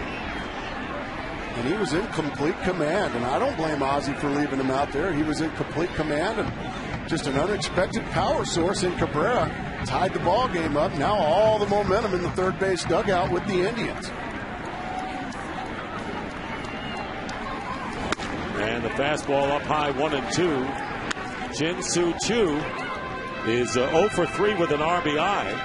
And 4 for 14 against Thornton, including a home run in his career.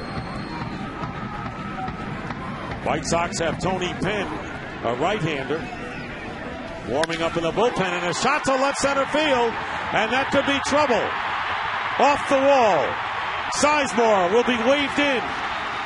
And on at second with a double is Chu, and the Indians have taken a 3-2 lead with 2 runs here in the bottom of the 8th inning. Jin-Soo Choo with his 6th RBI, a double to left center field, driving home Sizemore against Matt Thornton to give the Indians the lead 3-2. Well, trying to go to the outside corner, he gets to the middle, and Chu just rifles it. Goes with the pitch, gets it in the gap, and once Jones bobbles it, that's all she wrote. The great speed from Sizemore running all the way. And Cleveland looking to snatch one here from the Chicago White Sox here in the 8th. And, you know, Matt Thornton has been very effective. I think last year right-handers hit like 220 or 230 against him. Maybe he would have been better off facing some righties. I think you're right. It's just by the book, lefty on lefty. But the book isn't always right, Dick, and you've known that for years. I guess not. Here's Travis Hafner, up high, ball 1. Hafner with a double in 3 trips to the plate. So the Indians had that 1-0 lead stand up until the White Sox tied it in the 6th inning with a run. Went ahead in the 7th with a single tally. And the Indians have come up with 2 here in the 8th inning to regain the lead 3-2. With Hafner at the plate, Chu at second, and they bluff him back to the bag at second.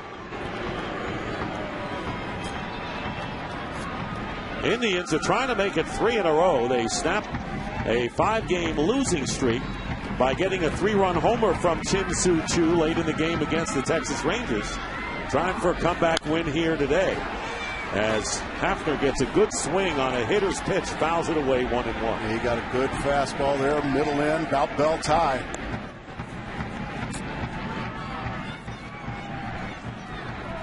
Huff and Talbot, the 2 pitchers who went complete games. Westbrook not getting the complete game today, but the Indians just looking for the W for the 3rd game in a row. Here's the 1-1. Gets jammed. Good pitch by Thornton. And Tian at 3rd makes the catch for the 2nd out. Good pitch by Thornton, jamming Hafner. So with 2 out, Johnny Peralta will come up. Well, the White Sox bullpen, and they have been nothing short of brilliant this year, have gone 19 in the 3rd scoreless innings before today. And Thornton's been one of the mainstays, a guy that Ozzie Guillen could really depend on. But today he got hit hard by the 2 lefties that he faced. That was Grady Sizemore, Jin-Soo Choo. They're going to walk Peralta intentionally and face Valbuena and put runners on 1st and 2nd. Not often that you see 121 hitters being intentionally walked, but that's the case here. It's been a struggle early for Peralta, but he's going to take 4 wide ones, and Luis Valbuena going to get an opportunity to extend the lead. Valbuena 0 for 1 against Thornton, and that'll be ball 4. Runners at 1st and 2nd. Well, now it's time for the Just for Men Keep Your Edge Spotlight. And in the spotlight is none other than Jin-Soo Choo with his go-ahead double here. Well, that was just a thing of beauty. Rips it into left center. Grady Sizemore, who can fly, scores easily. And so Jin-Soo Choo gives the Indians the edge, and you too can keep your edge with Just for Men mustache and beard. Here's Valbuena, and he fouls, swings and misses on the first pitch for a strike. Valbuena been on base 3 times with a bunt single, has walked twice. Indians trying to add to their lead here in the 8th inning, scoring 2 runs to take the 3-2 edge. And Matt Thornton coming in for Peavy, giving up the big double after the single. But Valbuena grounds out to Beckham, and that'll do it. But 2 runs on 2 hits, and the Indians take a 3-2 lead as the White Sox bat in the ninth.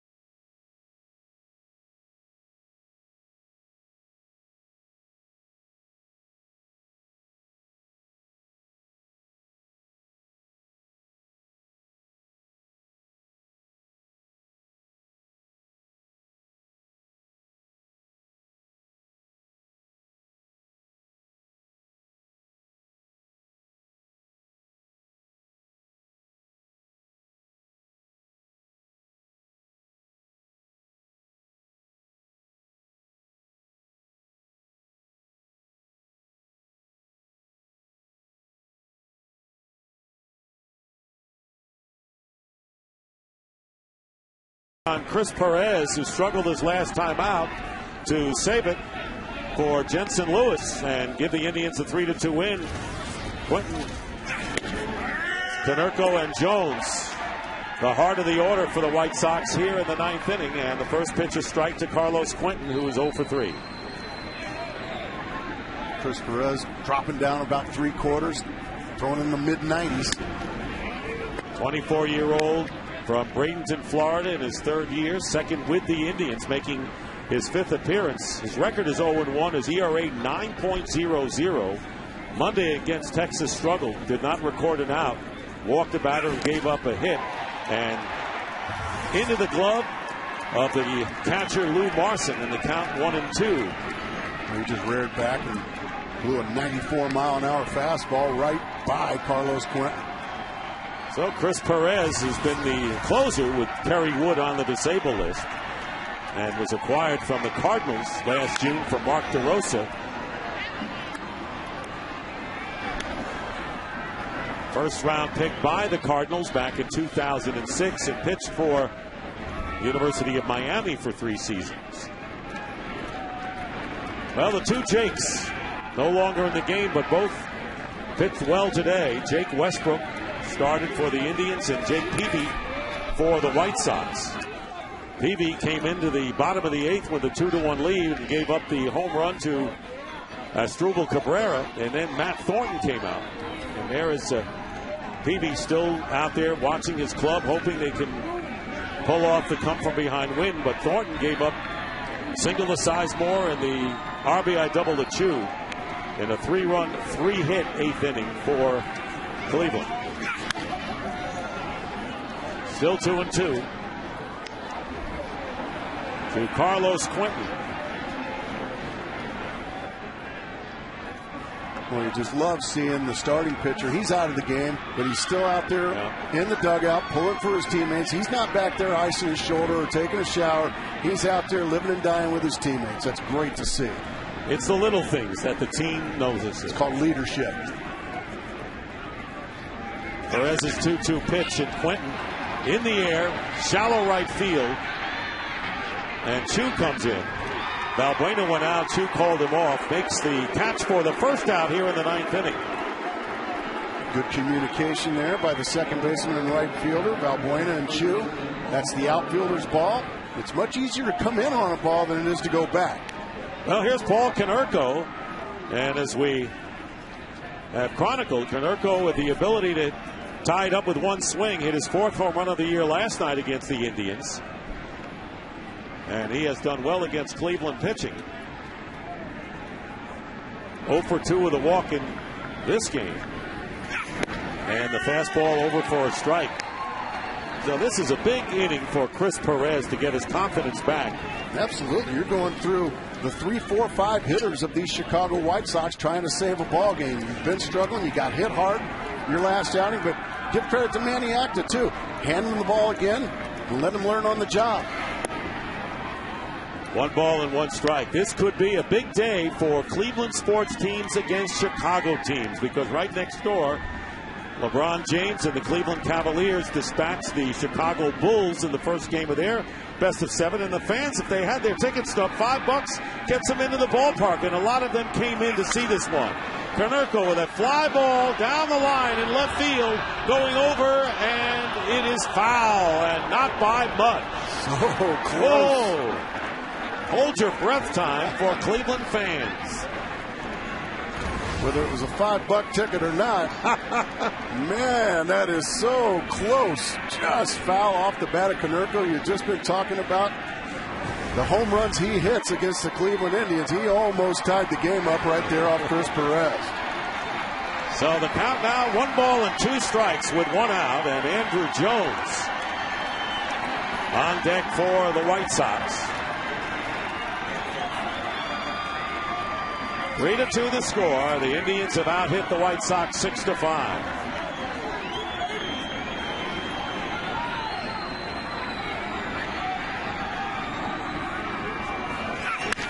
And a fly ball to center field. Backing up is Sizemore, but he's there to make the catch for out number 2. 2 fly ball outs by Quentin and Konerko, and it leads it up to Andrew Jones.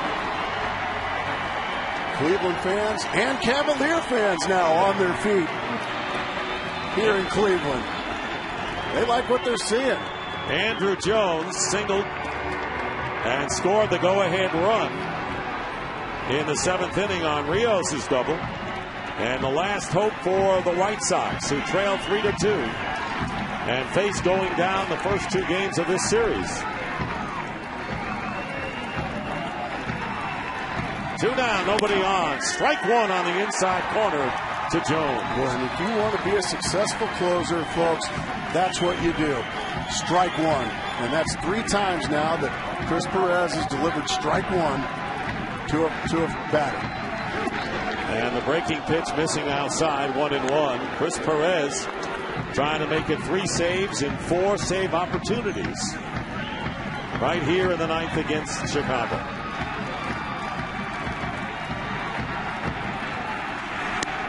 There's a call, strike 2. Well, Andrew Jones can't believe that one from Hunter Wendelstedt. He's like, there is no way that's a strike. He's still barking at him a little bit.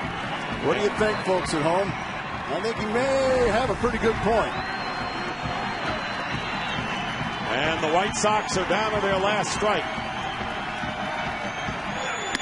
Strike 3! And Andrew Jones goes down with the strikeout to end the game, and Chris Perez, very impressive, getting the heart of the order in the 9th inning and getting his 3rd save.